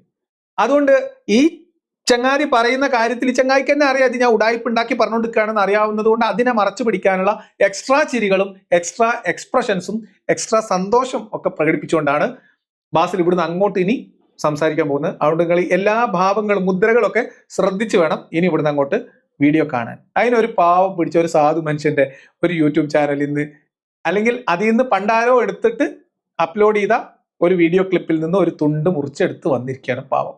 നിങ്ങൾ മനസ്സിലാക്കണം, ഒരു ദാഴിയുടെ അവസ്ഥകൾ മനസ്സിലാക്കണം. ഒരു ദാഴിയുടെ ദാരുണ അന്ത്യമാണിത്. കണ്ടോളി, കേട്ടോളി. അങ്ങനെ ഈ എക്സ് മുസ്ലിങ്ങളുടെയൊക്കെ ഇങ്ങനെയുള്ള വീഡിയോസൊക്കെ കണ്ട് എന്താണിത് സംഭവം എന്ന് അന്വേഷിക്കാൻ പോയ മറ്റൊരു മതത്തിൽ വിശ്വസിക്കുന്ന ഒരു വ്യക്തി, അദ്ദേഹം ഇങ്ങനെയുള്ള കുറേ അന്വേഷണങ്ങളും അല്ലെങ്കിൽ വീഡിയോകളൊക്കെ കണ്ട് അത് അങ്ങനെയൊക്കെ ചിന്തിച്ച് അദ്ദേഹത്തിൻ്റെതായ ചില ചിന്തകൾ പങ്കുവെക്കുന്നത്, അതാണ് നമ്മൾ ഇന്ന് റിയാക്ട് ചെയ്യാൻ ഉദ്ദേശിക്കുന്നത്. അദ്ദേഹത്തിൻ്റെ സംസാരം നമുക്ക്. ഒരു 6ാം നൂറ്റാണ്ടിലെ ഒരു പ്രവാചകൻ അറബ് നാട്ടിൽ ജനിച്ച് അദ്ദേഹത്തിന് അക്ഷരാഭ്യാസം ഇല്ലാതെ അദ്ദേഹം ആ പ്രദേശങ്ങളിൽ മാത്രം ജീവിച്ചു വന്നിരുന്ന അറിവുകൾ മാത്രം വെച്ചുകൊണ്ട് അദ്ദേഹത്തിന് എങ്ങനെയാണ് 200 കോടി ജനങ്ങളുടെ ഒരു പ്രവാചകനായിട്ട് മാറാൻ പറ്റിയത് എന്നുള്ളത് ഞാൻ അത്ഭുതത്തോടു കൂടിയാണ് ഞാൻ നോക്കി കണ്ടത്. പറയാനായിട്ടുള്ള കാരണം എന്താണെന്ന് വെച്ച് കഴിഞ്ഞാൽ ഈ എക്സ് മുസ്ലിം എന്ന് പറയുന്ന വ്യക്തികളൊക്കെ പ്രവാചകൻ നബി അദ്ദേഹം പരിചയപ്പെടുത്തി കൊടുത്ത ഏകത്വ ദൈവ ആ ഒരു സംവിധാനം, ഏകത്വ ദൈവം മാത്രമുള്ളൂ എന്ന് പറയുന്ന ഒരു സംവിധാനം, മറ്റുള്ളതൊന്നും ദൈവങ്ങളല്ല, ആരാധിക്കപ്പെടുവാനായിട്ട് സൃഷ്ടാവായ ദൈവത്തിൽ മാത്രമേ വിശ്വസിക്കാവൂ എന്ന് ആ കാലഘട്ടത്തിലത്തെ ആ ജനങ്ങളോട് ഇത് പറഞ്ഞു നടന്നപ്പോൾ ഇദ്ദേഹത്തെ വിശ്വസിച്ച് ഇന്ന് 200 കോടി ജനങ്ങളായിരുന്നെങ്കിൽ അതെങ്ങനെ? കുറെ എക്സ് മുസ്ലിമിന്റെ കുറെ വീഡിയോകളൊക്കെ ഞാൻ കണ്ടു. ഞാൻ ഇതിനെക്കുറിച്ച് മനസ്സിലാക്കാത്തത് കൊണ്ട് ആ കാര്യത്തിനെ കുറിച്ചൊന്ന് ഉള്ളിലേക്ക് കടന്നൊന്ന് മനസ്സിലാക്കണമെന്നുള്ള ആഗ്രഹങ്ങളെ കൊണ്ട് ഞാൻ വെറുതെ ഇതിനെ കുറിച്ചൊന്ന് മനസ്സിലാക്കാൻ ശ്രമിച്ചതാണ്. അപ്പോൾ ഒരു കൂട്ടർ പറയണത് അത് യഹൂദരിൽ നിന്ന് കോപ്പി അടിച്ചാണെന്ന്. യഹൂദരിൽ നിന്ന് ഏകത്വ ദൈവത്തിനെ കോപ്പി അടിക്കായിരുന്നെങ്കിൽ ആ നാട്ടിൽ, അതായത് അദ്ദേഹം വളരെ ദൂരെ യാത്രകളൊന്നും പോയിട്ടില്ല, മക്ക ടു മദീന, അതിന്റെ ആ പ്രാന്തപ്രദേശങ്ങൾ അങ്ങനെയുള്ള ഭാഗത്താണ് ആള് ഈ പ്രസംഗങ്ങളും ഇതിന്റെ കാര്യങ്ങളൊക്കെ ആൾ പറഞ്ഞിട്ടുള്ളത്.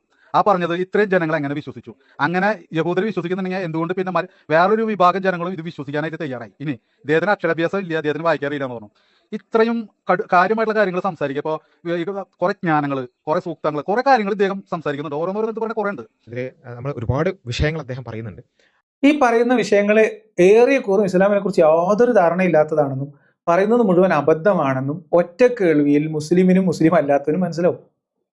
ഇദ്ദേഹം പറഞ്ഞ ഓരോ കാര്യങ്ങളും അബദ്ധമാണ് എന്നും തെറ്റാണ് എന്നും ഒറ്റ കേൾവിയിൽ അബ്ദുൽ അബ്ബാസിൽ തന്നെ മനസ്സിലാവും. എന്നിട്ട് അതുപോലത്തെ ഒരു വീഡിയോ, ഇതിനെക്കുറിച്ച് കാര്യമായ ഗ്രാഹ്യമില്ലാത്ത, പഠിച്ചിട്ടില്ലാത്ത, ഇതെന്താണെന്ന് അറിയാത്ത, ഇതിനെക്കുറിച്ച് ഒന്നും മനസ്സിലായിട്ടില്ലാത്ത ഒരാള് അദ്ദേഹത്തിന്റെ തോന്നലുകൾ പറയുകയും ആ പറയുന്ന തോന്നലുകളിൽ തന്നെ നിരവധിയായ അബദ്ധങ്ങൾ, ഇപ്പൊ ഇദ്ദേഹം പറഞ്ഞ ഈ സ്റ്റേറ്റ്മെന്റിൽ തന്നെ ഒരുപാട് അബദ്ധങ്ങളുണ്ട്. അതൊക്കെ പ്രത്യേകം എടുത്ത് അബ്ദുൽ അബ്ബാസിലെ അതിശയം പ്രത്യേകം കൂറുന്നത് കൊണ്ട് നമ്മൾ അവിടെയൊക്കെ അതൊക്കെ എടുത്ത് വിശദീകരിക്കാം എന്നുള്ളതുകൊണ്ട് അതിലേക്കാൻ പോകുന്നില്ല. ഇപ്പോൾ ഈ പറയുന്ന കാര്യങ്ങളിൽ പലതും അബദ്ധമാണെന്നും പരമാബദ്ധമാണെന്നും അറിയാവുന്ന അബ്ദുൽ അബ്ബാസിൽ അതിനെ റെഫറൻസ് ആയിട്ട് എടുത്തിട്ട്, കണ്ടോ ഇസ്ലാമിനെ നിഷ്കളങ്കമായിട്ട് മുൻവിധികളില്ലാതെ മനസ്സിലാക്കിയാൽ ഇങ്ങനെയാണ് മനസ്സിലാവുക, അല്ലെങ്കിൽ ഇദ്ദേഹം പറയുന്നതാണ് ഇസ്ലാം, ഇദ്ദേഹം പറയുന്നതാണ് മുഹമ്മദ് നബി എന്ന് സമർത്ഥിക്കാൻ ശ്രമിക്കേണ്ടി വരുന്ന ഒരു ദാഴിയുടെ ദുരവസ്ഥകളെന്ന് ആലോചിച്ചൊക്കെ സങ്കടം സഹിക്കാൻ പറ്റുന്നില്ല. ഇദ്ദേഹം ആരാണെന്നോ എന്താണെന്നോ അദ്ദേഹത്തിന്റെ പേരാണോ ഒന്നും ബാസിലിനും അറിയില്ല, എനിക്കും അറിയില്ല കേട്ടോ. ഞാൻ അന്വേഷിച്ചിട്ട് ഇദ്ദേഹത്തിന്റെ ഒരു ചാനൽ കിട്ടി, കുറെ അന്വേഷിച്ചിട്ട് കിട്ടിയത്. അങ്ങനെ ആ ചാനൽ കയറി നോക്കി. അപ്പോൾ ഞാൻ മനസ്സിലാക്കിയ കാര്യം എന്താണെന്നുള്ളത്, ഇദ്ദേഹത്തിന്റെ അവസ്ഥ എന്താണ്, ചാനലിന്റെ അവസ്ഥ എന്താണെന്നുള്ളത് ഞാൻ ലാസ്റ്റ് പറയാം. അബ്ദുൽ അബ്ബാസിൽ എടുത്തുകൊണ്ട് വന്നിട്ട് ഇതിനെ ഒരു വലിയ ഒരു അതോറിറ്റി ആയിട്ട്, അപ്പീൽ ടു അതോറിറ്റി ആയിട്ട് ഇദ്ദേഹം എടുത്തുകൊണ്ട് വന്നിരിക്കുന്ന ഈ വീഡിയോ ശകലം, ഇതിൽ ഇദ്ദേഹം പറയുന്ന അബദ്ധങ്ങൾ, ഇതിനെ അബ്ദുൽ അബ്ബാസിൽ പ്രത്യേകം എടുത്ത് അതിശയം തേച്ചു പിടിപ്പിക്കുന്ന രംഗമാണ് ഇനി അങ്ങോട്ട് കാണാൻ പോകുന്നത്. അതിൽ ഒരു പ്രധാനപ്പെട്ട ഒരു കാര്യമാണ് പലപ്പോഴും ഖുർആാനിനെയും ഇസ്ലാമിനെയൊക്കെ അതിനെ മോശമാക്കാൻ അവർ പറയുന്ന ന്യായങ്ങൾ.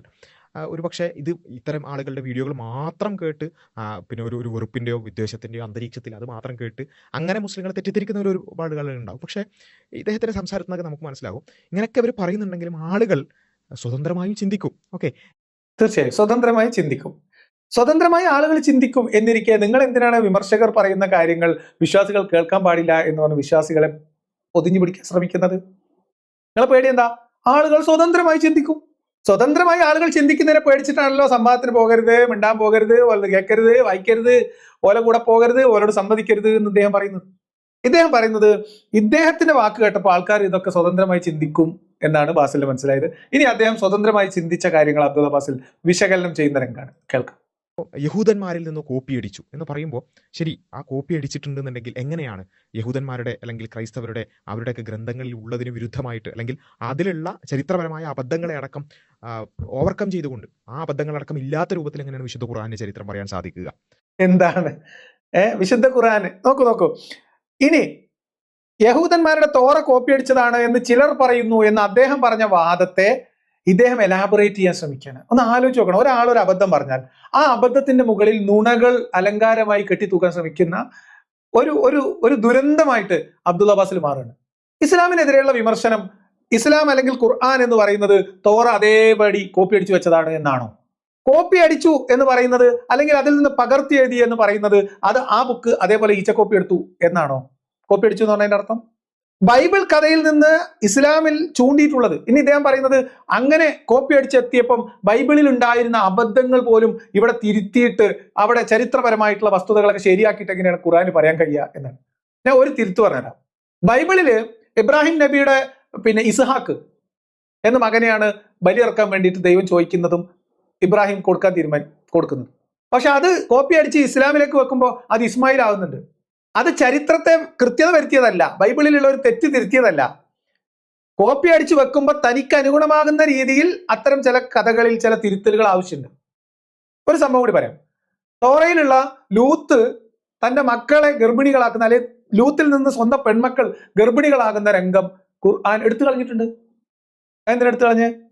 ആ കാലത്തെപ്പത്തേക്ക് അത് ദഹിക്കില്ല ഈ കഥ എന്ന് അതേമാതിരി കോപ്പി എടുത്തു വെച്ചാൽ. കാരണം ലൂത്തിനെ നബിയാക്കാൻ പോവാണ്. അപ്പൊ ലൂത്ത് നബി ആവുന്നതോടുകൂടി നബി സ്വന്തം മക്കളിൽ ഗർഭമുണ്ടാക്കി എന്ന് ആൾക്കാരോട് പറയാൻ പറ്റില്ല എന്ന് അറിയാവുന്ന മുഹമ്മദ് ആ കഥ ഒന്ന് ഒഴിവാക്കി. എന്താണ് ഈ കോപ്പിയടി എന്ന് പറഞ്ഞാൽ മനുഷ്യ ചരിത്രവുമായി ബന്ധപ്പെട്ട് ഉൽപ്പത്തി കഥ, ആദ്യത്തെ മനുഷ്യൻ മുതൽ മുഹമ്മദ് വരെയുള്ള കഥയിലേക്കുള്ള എല്ലാ ഭാഗങ്ങളും ബൈബിൾ കഥയിൽ നിന്ന് അല്ലെങ്കിൽ തോറയിൽ നിന്ന് അപ്പടി ചൂണ്ടി ആവശ്യമായിട്ടുള്ള ഇതുപോലെയുള്ള തിരുത്തലുകൾ വരുത്തി, മോഡിഫിക്കേഷൻ വരുത്തി മുഹമ്മദിന് പറ്റുന്ന രീതിയിൽ സെറ്റാക്കി വെച്ചു എന്ന് മാത്രമേ ഉള്ളൂ. അതല്ലാതെ ബൈബിൾ കഥയിൽ ഉണ്ടായിരുന്ന തോറയിൽ ഉണ്ടായിരുന്ന അബദ്ധങ്ങൾ ഖുർആനിൽ തിരുത്തി എന്നൊക്കെ പറഞ്ഞാൽ ആൾക്കാർ ചിരിച്ചു. ഖുർആനിൽ തിരുത്തിയപ്പോൾ ബൈബിൾ കഥയിലെ തോറയിലെ ദൈവത്തിന്റെ പേര് വരെ മാറ്റി. തോറയുള്ള സ്ഥലത്ത് അള്ള ഉണ്ടായിരുന്നില്ല, മുഹമ്മദ് ഉള്ള സ്ഥലത്ത് യഹോവയും പറഞ്ഞിട്ട് കാര്യമില്ല, അള്ളയാണ് അവിടെ വേണ്ടത്. അപ്പൊ ഇത് കോട്ടിമാട്ടുക എന്നാണ് നിങ്ങളുടെ ഭാഷയിൽ പറയാം. കഥകൾ ചൂണ്ടുകയും സംഭവങ്ങളെ സന്ദർഭത്തിൽ നിന്ന് അടർത്തുകയും കഥകളെ കഥാപാത്രങ്ങളെ കോട്ടിമാട്ടുകയും ചെയ്തിട്ട് കോപ്പി അടിച്ചു. ഏതുവരെ?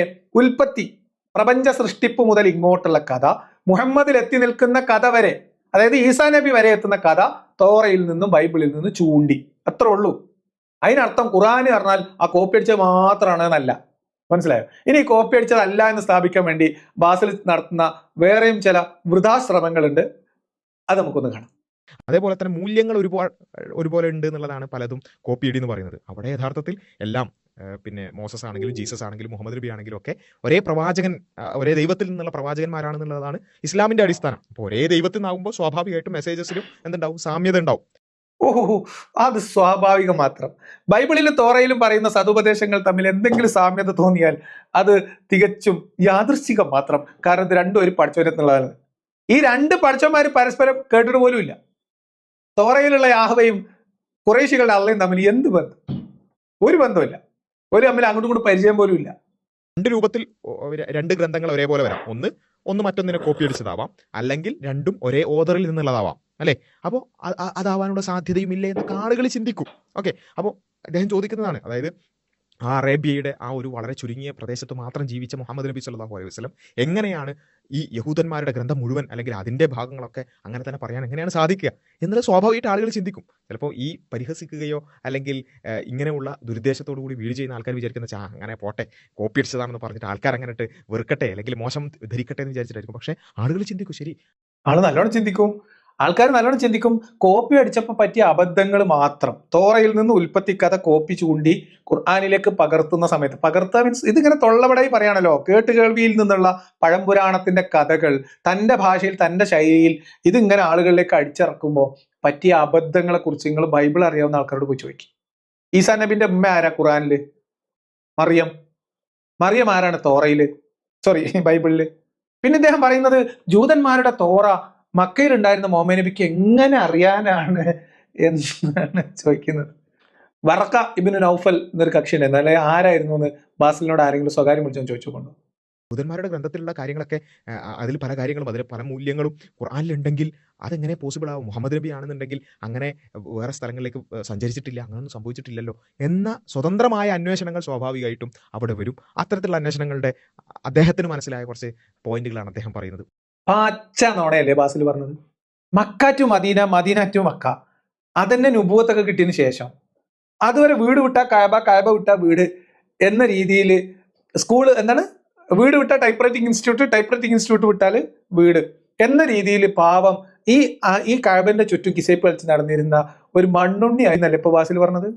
അദ്ദേഹം പറയുന്നു മക്കയും മദീന അല്ലാതെ എവിടെയും കണ്ടിട്ടില്ലാത്ത മുഹമ്മദ് എങ്ങനെ ഇതൊക്കെ പറഞ്ഞു എന്ന് അദ്ദേഹം അത്ഭുതം കൂറുന്നത് അദ്ദേഹത്തിന് ഇതിനെ കുറിച്ച് അറിയാത്തത് കൊണ്ടാണ്. അറിവില്ലായ്മ ഒരു കുറ്റമല്ല.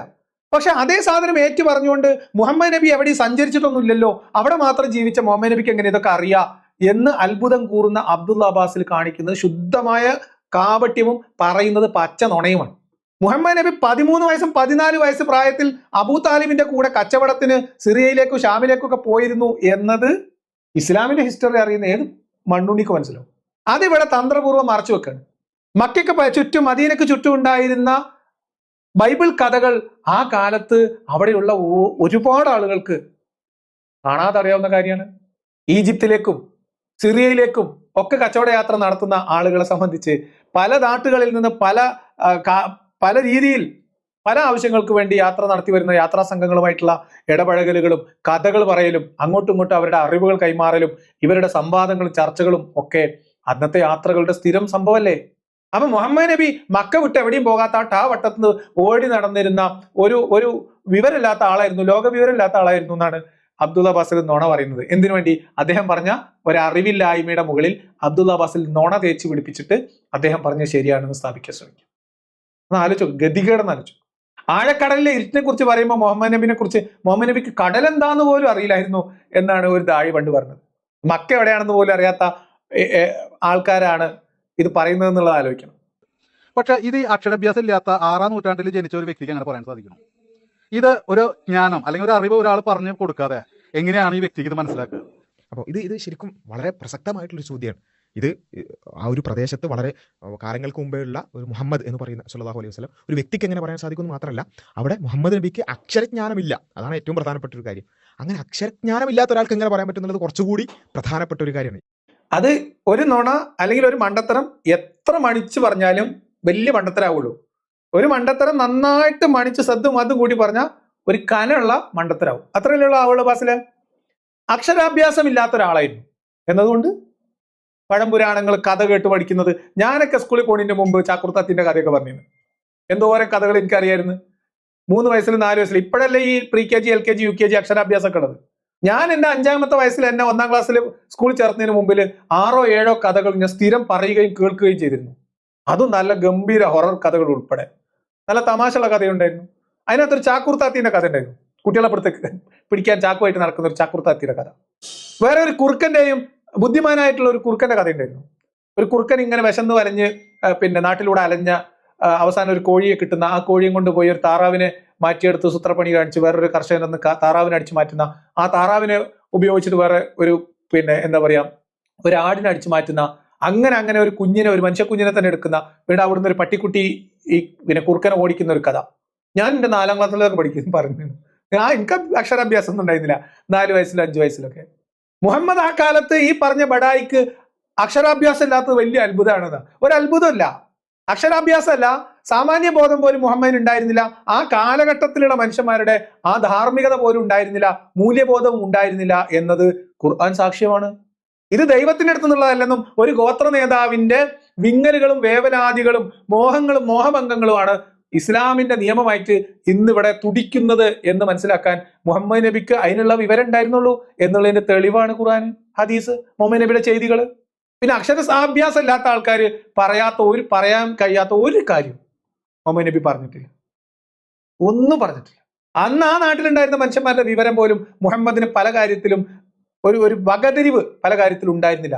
അതേ സമയത്ത് എല്ലാ കുബുദ്ധിയും ഇപ്പൊ അബ്ദുൽ അബ്ബാസിലൊക്കെ പ്രകടിക്കുന്നത് പോലത്തെ ഉള്ള കുബുദ്ധി, നോണ പറയുക, ആളെ പറ്റിക്കുക, ഇങ്ങനെ തുടങ്ങിയിട്ടുള്ള പല കലാപരിപാടിയും മുഹമ്മദിന് നല്ല വശം ഉണ്ടായിരുന്നു എന്ന് മദീനയിൽ എത്തിയിട്ടുള്ള മുഹമ്മദിന്റെ ജീവിതത്തിൽ നമുക്ക് മനസ്സിലാവും ചെയ്യും. നമുക്ക് ആവശ്യമെങ്കിൽ വേറെ വിശദമായിട്ട് പോകാം. അതുകൊണ്ട് അക്ഷരാഭ്യാസം ഇല്ലാത്തവൻ കവിത എഴുതി എന്ന് പറയുന്നത് ലോകവിവരം അബ്ദുൽ അബ്ബാസിൽ ഇല്ലാത്തതാണെന്ന് ഞാൻ വിചാരിക്കുന്നില്ല. എഴുത്തും വായന അറിയാത്ത എത്രയോ തത്വശാസ്ത്രജ്ഞന്മാർ, പേരുകേട്ട ലോകത്തെ ഇതിനേക്കാളും മികച്ച ചിന്തകർ, മുഹമ്മദിനേക്കാളും പഴക്കമുള്ള, നൂറ്റാണ്ടുകൾ പഴക്കമുള്ള ചിന്തകർ, തത്വശാസ്ത്രജ്ഞന്മാർ, തത്വജ്ഞാനികൾ അക്ഷരാഭ്യാസം ഇല്ലാത്ത ആൾക്കാരുണ്ടായിരുന്നു. കവികൾ, വിഖ്യാതമായിട്ടുള്ള കൃതികൾ എഴുതിയിട്ടുള്ള പിന്നെ കവിതകൾ രചിച്ചിട്ടുള്ള അക്ഷരാഭ്യാസം ഇല്ലാത്ത ആൾക്കാരുണ്ടായിരുന്നു. എന്ന് പറഞ്ഞാൽ അവരുടെ കവിത അവർ തന്നെ കൈപ്പടയിൽ എഴുതണം എന്ന് നിർബന്ധമൊന്നുമില്ല. ആ കാലത്ത് അക്ഷരാഭ്യാസം എന്ന് പറയുന്നത്, എഴുത്തും വായനയും എന്ന് പറയുന്നത് എല്ലാവരും LKGയിലും UKGയിലും പോയി ABCD സ്പെല്ലിംഗ് ഒക്കെ പഠിച്ച് വളരുന്ന ഒരു കാലഘട്ടമായിരുന്നില്ല ആ നൂറ്റാണ്ട്. അതുകൊണ്ട് മുഹമ്മദ് നബിക്ക് അക്ഷരം അറിയാത്തത് കൊണ്ട് മുഹമ്മദ് നബി പറഞ്ഞതൊക്കെ ദൈവത്തിന്റെ അടുത്തുള്ളത് തന്നെയാണ് എന്ന് ഉറപ്പിക്കാൻ ആ സാധു മനുഷ്യൻ ഒരബദ്ധം പറഞ്ഞാൽ അത് തിരിച്ചറിയാനുള്ള ശേഷി അബ്ദുൽ അബ്ബാസിൽ ഇല്ലാത്തതല്ല എന്ന് എനിക്കറിയാം. അബ്ദുൽ അബ്ബാസിൽ നല്ല ശുദ്ധമായ പശുവിൻ പാൽ എന്ന് പറയുന്ന പോലെ ശുദ്ധമായ നുണ ആ പാവപ്പെട്ട മനുഷ്യൻ പറഞ്ഞ ഒരു അറിവില്ലായ്മയുടെ മുകളിൽ അബ്ദുൽ അബ്ബാസിൽ നുണ പെരട്ടി വെക്കുകയാണ് ചെയ്യുന്നത്. ഇദ്ദേഹത്തിൻ്റെതായ അന്വേഷണങ്ങളിലൂടെയും ആലോചനയിലൂടെയൊക്കെ എത്തിയതാണെന്നുണ്ടെങ്കിലും ഇദ്ദേഹം ഈ പറഞ്ഞ ഈ കാര്യം ഉണ്ടല്ലോ, ഇത് വിശുദ്ധ ഖുർആനിൽ ഒരു പ്രധാനപ്പെട്ട ഒരു കാര്യമായിട്ട് വിശുദ്ധ ഖുർആൻ തന്നെ സൂചിപ്പിക്കുന്ന ഒരു കാര്യമാണ്. വമാ കുൻത തത്ലൂ മിൻ ഖബ്ലിഹി മിൻ കിതാബിൻ വലാ തഖുത്തുഹു ബിയമീനിക്. മുഹമ്മദ് നബി സല്ലല്ലാഹു അലൈഹി വസല്ലമയെ കുറിച്ച് പറയാണ്, ഇതിനു മുമ്പ് നീ വല്ല ഗ്രന്ഥം പാരായണം ചെയ്യുകയോ നിന്റെ വലതു കൈ കൊണ്ട് എഴുതുകയോ ചെയ്തിരുന്നില്ല. എന്നിട്ട് പിന്നെ വിശുദ്ധ ഖുർആൻ പറയാണ്, ഇദല്ലർതാബൽ മുബ്തിലൂൻ. അങ്ങനെ ആയിരുന്നെങ്കിൽ, നീ അങ്ങനെ നിനക്ക് പിന്നെ എഴുതാനും വായിക്കാനൊക്കെ അറിയാമായിരുന്നു, നീ മുമ്പ് ഗ്രന്ഥം എഴുതുകയോ അല്ലെങ്കിൽ ഗ്രന്ഥം വായിക്കുകയോ ഒക്കെ ചെയ്തിരുന്നെങ്കിൽ, അങ്ങനെ ആയിരുന്നെങ്കിൽ സത്യനിഷേധികൾക്ക് സംശയിക്കാമായിരുന്നു. ആ സംശയത്തിന് പോലും ഇടയില്ല. അദ്ദേഹം പറയുന്ന ആ ആർഗ്യുമെന്റ്, അദ്ദേഹം ഈ വിശുദ്ധ ഖുർആൻ കണ്ടിട്ടൊന്നും ആയിരിക്കില്ല, അല്ലെങ്കിൽ ഈ ആയത്ത് കണ്ടിട്ടൊന്നും ആയിരിക്കില്ല. അദ്ദേഹം ഒന്ന് ആലോചിച്ചതാണ്. ശരിക്കും അക്ഷരജ്ഞാനമില്ലാത്ത, ഒരു ഗ്രന്ഥവും വായിച്ചിട്ടില്ലാത്ത, സ്വന്തമായി എഴുതാൻ അറിയാത്ത ഒരാൾക്ക് എങ്ങനെയാണ് ഈ കാര്യങ്ങളൊക്കെ പറയാൻ, ഇത്രയും വലിയ തത്വങ്ങൾ പറയാൻ സാധിക്കുക? വിശുദ്ധ ഖുർആൻ അതേ കാര്യമാണ് ചോദിക്കുന്നത്. നീ ഇതിനു മുമ്പ് വല്ല ഗ്രന്ഥം പാരായണം ചെയ്യുകയോ നിന്റെ വലതു കൈ കൊണ്ട് അത് എഴുതുകയോ ചെയ്തിരുന്നില്ല. അങ്ങനെ ആയിരുന്നെങ്കിൽ, അങ്ങനെയൊക്കെ ചെയ്തിരുന്നെങ്കിൽ ചെറിയൊരു സംശയത്തിനുള്ള ഒരു വഴിയെങ്കിലും ബാക്കിയുണ്ടായിരുന്നു. അതുപോലും ആ സംശയത്തിനുള്ള വഴി പോലും ബാക്കിയില്ല എന്നുള്ളതാണ് വിശുദ്ധ ഖുർആൻ പറയുന്നത്. അതേ കാര്യത്തിലേക്കാണ്, ഒരു സത്യാന്വേഷണവുമായി അദ്ദേഹം ഈ വിഷയങ്ങളൊക്കെ സമീപിച്ചപ്പോൾ വിശുദ്ധ ഖുർആൻ പറഞ്ഞ അതേ കാര്യത്തിലേക്കാണ് അദ്ദേഹം എത്തിയത്. വളരെ സുന്ദരമായിട്ട് തോന്നി. ഒരു മണ്ടത്തര 6ാം നൂറ്റാണ്ടിൽ പറഞ്ഞാലും അത് 21ാം നൂറ്റാണ്ടിൽ പറഞ്ഞാലും ഒരേ ഫലമാണ്. അബ്ദുള്ള ബാസിലി പറയുന്ന ഇതേ ന്യായവാദമാണത്. കവിത എഴുതുന്നവർ അല്ലെങ്കിൽ ഇതൊക്കെ മുഹമ്മദ് നബിന്റെ തോന്നലാണ്, അയാള് കെട്ടുകഥകൾ പറയാണ് എന്ന് പറഞ്ഞപ്പോ അതിന് മറുപടി പറയാണ്, ഇജ് അതിന്റെ വലത്തെ കൈ കൊണ്ട് പുസ്തകമൊന്നും എഴുതിയിട്ടില്ലല്ലോ, ഇജ് വേറെ പുസ്തകമൊന്നും വായിക്കുന്ന ആളല്ലല്ലോ, അങ്ങനെയൊക്കെ ആണെങ്കിൽ ഓലി പറയുന്നതിൽ അർത്ഥം ഉണ്ടായിരുന്നു എന്ന ലോജിക്ക് അന്നും വർക്കാവൂല, ഇന്നും വർക്കാവൂല. കാരണം ഈ ആരോപണം ഉന്നയിക്കുന്നത് ഇതൊക്കെ മുഹമ്മദ് കെട്ടുകഥകൾ പറയുന്നതാണെന്നും ഇതൊക്കെ മുഹമ്മദ് പഴങ്കഥകൾ പറയുകയാണെന്നും മുഹമ്മദിന്റെ തോന്നൽ പറയാണ് എന്നും ആരോപണം ഉന്നയിച്ച ഖുറൈശികൾക്ക് അറിയാലോ. മുഹമ്മദ് നബിക്ക് എഴുത്തും വായന അറിയില്ലെങ്കിൽ അതുപോൽക്ക് അറിയാലോ. അറിഞ്ഞിട്ട് പിന്നെ അവര് ആക്ഷേപം ഉന്നയിച്ചെങ്കിൽ അതിന്റെ അർത്ഥം എന്താ? അന്നത്തെ കാലത്ത് ഇതുപോലത്തെ കവിത പറയാനും ഇതുപോലത്തെ മണ്ടത്തരം വിളിച്ചു പറയാനും എഴുത്തും വായനയൊന്നും അറിയേണ്ട ആവശ്യമില്ല എന്ന് നമ്മൾ ഈ പറയുന്ന കാര്യം അന്നത്തെ ഖുറൈശികൾക്ക് അറിയായിരുന്നു എന്നല്ലേ. അതിനെ മറികടക്കാൻ വേണ്ടി അന്ന് മുഹമ്മദ് പറഞ്ഞൊപ്പിച്ച ഒരു ബഡായി അത് ബാസിൽ ഈ നൂറ്റാണ്ടിലും വിളമ്പുന്നു എന്നതിനപ്പുറത്തേക്ക് എന്ത് നോക്ക് നിങ്ങൾ, നൂറ്റാണ്ടുകൾ നീണ്ടു നിൽക്കുന്ന കാപട്യം ബഡായി ആയിട്ട് ഈ വചനം കൂടി അവിടെ കിടക്കുകയാണ്. എന്ത് ലോജിക്കാണിത്? പിന്നെ അവിടെ പുസ്തകം വായിക്കാറിന രാവിലെ വൈകുന്നേരം കാപ്പന്റെ അപ്പുറത്ത് അങ്ങാടി പോയിട്ട് അവിടെ വലിയ സെൻട്രൽ ലൈബ്രറി ആയിരുന്നല്ലോ ഉണ്ടായിരുന്നത്.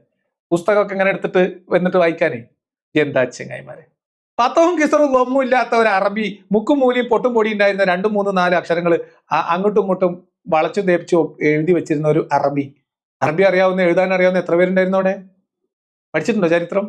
അന്ന് കാലത്തുണ്ടായിരുന്ന ഈ മുഹമ്മദ് എന്ന് പറയുന്ന അതേ റേഞ്ചിലുള്ള ആൾക്കാർ തന്നെയല്ലേ ആ കാലഘട്ടത്തിൽ ഈ പറയുന്ന പ്രദേശങ്ങളിലൊക്കെ ഉണ്ടായിരിക്കുള്ളൂ. അപ്പോൾ ഒരു കാര്യം ഉറപ്പുണ്ട്, ഒരു ശക്തിയാണ് ഇദ്ദേഹത്തിന് പറഞ്ഞു കൊടുത്തെന്നുള്ളത് നമ്മൾ സമ്മതിച്ചേ പറ്റൂ. മറ്റൊരു പ്രധാനപ്പെട്ട ഒരു ആർഗ്യുമെന്റ് ആണ് അത്. കാരണം എന്താ വെച്ചാൽ ഭയങ്കര പ്രധാനം.